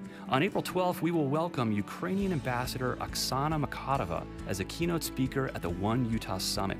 The ambassador will share her perspective on the war in Ukraine, including the progress made and the challenges the country continues to face. Governor Cox will also share remarks about Utah's unique startup ecosystem that allows us to champion Utah's entrepreneurial spirit. We invite our business community to attend the summit to hear from Ambassador Makatova and leaders from across the state who are dedicated to positioning Utah as the crossroads of the world. Join the Utah Governor's Office of Economic Opportunity, Utah Office of Energy Development, World Trade Center Utah, and the Salt Lake Chamber for these important global discussions. For more information, visit the One Utah Summit website. I'm Derek Miller with the Salt Lake Chamber, speaking on business. With the 3 things you need to know this hour, I'm Dan Bomas. First, more than 2 years after Aaron Lowe was shot and killed in Salt Lake City, the man accused of killing him has pleaded guilty to murder. Second, concern is growing for hundreds of thousands of Palestinian civilians trapped by fighting in Gaza. And third, State Senator Todd Weiler will need treatment again for prostate cancer even after surgery. Right now, 54 degrees, mostly cloudy in Salt Lake City. And back to Dave and Dujanovic on KSL News Radio. Dave and Dujanovic. I eat my feelings. I 100% eat my feelings. How many feelings you got? God, I've had all the feelings for the past 25 years. And right now, It's a joke you can make when you went to college with someone. Like, geez, Dave, how many feelings you got? You got all the feelings. It's like the old TV thing they would tell us. The camera adds 10 pounds. How many cameras are on you? Cameras are on you. Christmas. Got like 9 cameras on you, dude. Okay, so I've just learned this is a new thing, a popular trend, and we want to figure out, is this like a real thing or is this just one of those TikTok things that someone suckered us into? Okay, the popular trend is sour candy may help stave off an anxiety or panic attack. The strategy seems fascinatingly simple and maybe worth diving into. What's your favorite sour candy? Are you a sour candy guy? I'm not a sour candy guy at all. Really? No. You're not a 13-year-old No, if you're going boy? If you're going dessert, it's got to have chocolate. I'm with you. Anything sweet's got to be in the chocolate family. I don't totally get the sweet. If I want I sweet, don't you get might the as well sour. eat an apple, right? I mean, might as well eat fruit. It's candy that tastes like fruit, so eat the fruit. That's true. Okay. Ava Timothy. Ava or is Eva? Sorry. Is joining us. Eva, okay. Assistant. Sorry, I keep cutting you off. Eat a Starburst. Yeah, eat a Starburst. There we go. Okay, you're an assistant professor at Utah State. Is this just one of those crazy TikTok things that someone posted and gained traction? Or can sour candy really help an anxiety or a panic attack? Yeah. So this was initially brought to my attention because of a TikTok video. Okay. And as I watched and listened and then looked at like, okay, is this a big deal? Like, is this spreading over the internet? What's going on here? I was like, oh, I see what is going on. So what they are essentially doing and what this person was saying that their therapist had recommended in using sour candy was the concept of using grounding techniques. And there are a lot of varying grounding techniques, but the particular grounding technique, and this is a coping skill recommended, is using the 5 senses. So for anyone who experiences anxiety or any kind of panic attack, grounding techniques can be really beneficial. And even those experiencing post-traumatic stress disorder and various other disorders can use grounding techniques. So the 5 senses, we're focusing on sight, what you see, what you hear, what you smell, what you feel, like hand touch, you're feeling what your shoes, what your clothing feels like against your body, and then, of course, taste. So the sour candy, because sour candy is so strong, some of them, like it really grabs your attention. So as you're tasting this candy, the recommendation is don't just start chomping down on it and chewing away, but rather think about how it feels in your mouth. Is it hard or soft? Is it a little squishy? Is it a little grainy or is it smooth? What are you feeling and what are the sensations going on? And that's actually going to bring you to the present moment. And that's going to help with the panic attack, because generally what's happening with a panic attack is that your brain is afraid of some unforeseeable outcome. You're worried about something. And so your mind kind of spirals out of control with this fear of what could potentially happen and not knowing what's going to happen in some situations. That could cause the panic. But the candy is actually grabbing the brain's attention and refocusing you on the present moment. So that's what's going on with what people might be seeing on TikTok and online with using sour candy for staving off or helping in the midst of a panic attack. That makes more sense. I was picturing, hey, you're having a panic attack, try to unwrap this Starburst, and thinking, that doesn't actually... That's the frustration attack for sure. Cause it to be a little bit worse than anything. Right. And so I did see online that people are keeping this on hand, like some teachers or people in the public. It's like, you don't have to unwrap it. Like, here, unwrap it for a friend and hand it to him in a panic attack. And I don't know, that might freak him out. Like, somebody's giving me candy while I'm panicking. Yeah. But yeah. But I love the tip here. Like, if you throw in a warhead that's going to turn your face inside out. The entire idea is not to get through it as quickly as possible, but really, focus on what you're feeling, and that takes your mind off of maybe the anxiety or stress-inducing attack that might be coming on. So you really have to experience the full warhead. Mm-hmm. Yep. Full face and funny face and all. It actually makes a lot of sense to me now that you describe it. Why would the sour work more effectively versus just something delicious like a chocolate chip cookie? So my thought with this is it's so strong. You talked about a warhead. Like there's no way that you can like focus on anything else as you're eating or tasting that warhead. That sour is just so strong that it just grabs your attention. Like your whole body reacts to it, your face and all. So that is why the sour candy rather than just like, a chocolate. But you could absolutely use a chocolate. It's just that the sour candy is going to grab your attention faster than it would if it's a more mild flavor. But you do the same thing with a cookie. You're going to focus on the texture, the crunch, or is it soft? Is it more bitter sweet, or is it more milky chocolate? So it's focusing on what the feel is in your mouth and the taste. Well, thank you so much for joining us. Fact or fiction? Apparently, this is fact. I like it. Eva Timothy, an assistant professor at Utah State University. Thank you. Apparently, and this makes a lot of sense to me. The sour candy that might stave off a panic or an anxiety attack. I once made, Marty, the mistake of eating a warhead. I mean, popping one in just a few minutes before I went on air. Oh, yeah. And it was like activate salivary glands level 13. And all of a sudden, I'm like a St. Bernard coming into the show.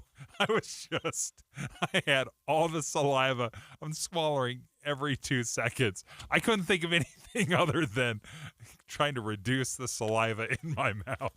So I can go for the sweet is going to help take care of a panic attack or an anxiety attack. It sounds like chocolate can be preventative medicine. And I'm just going to take a steady dose of that throughout the day.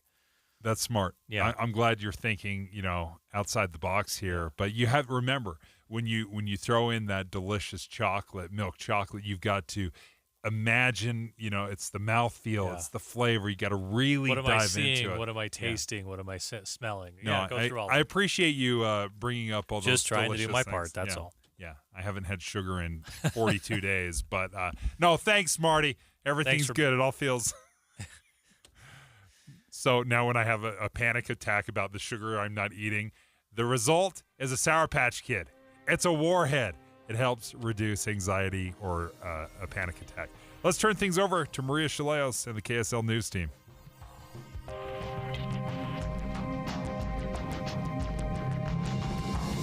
KSL FM Midvale. KSL Salt Lake City. From the KSL Common Spirit Health Studios, this is KSL News Radio. Utah's news, traffic, and weather station.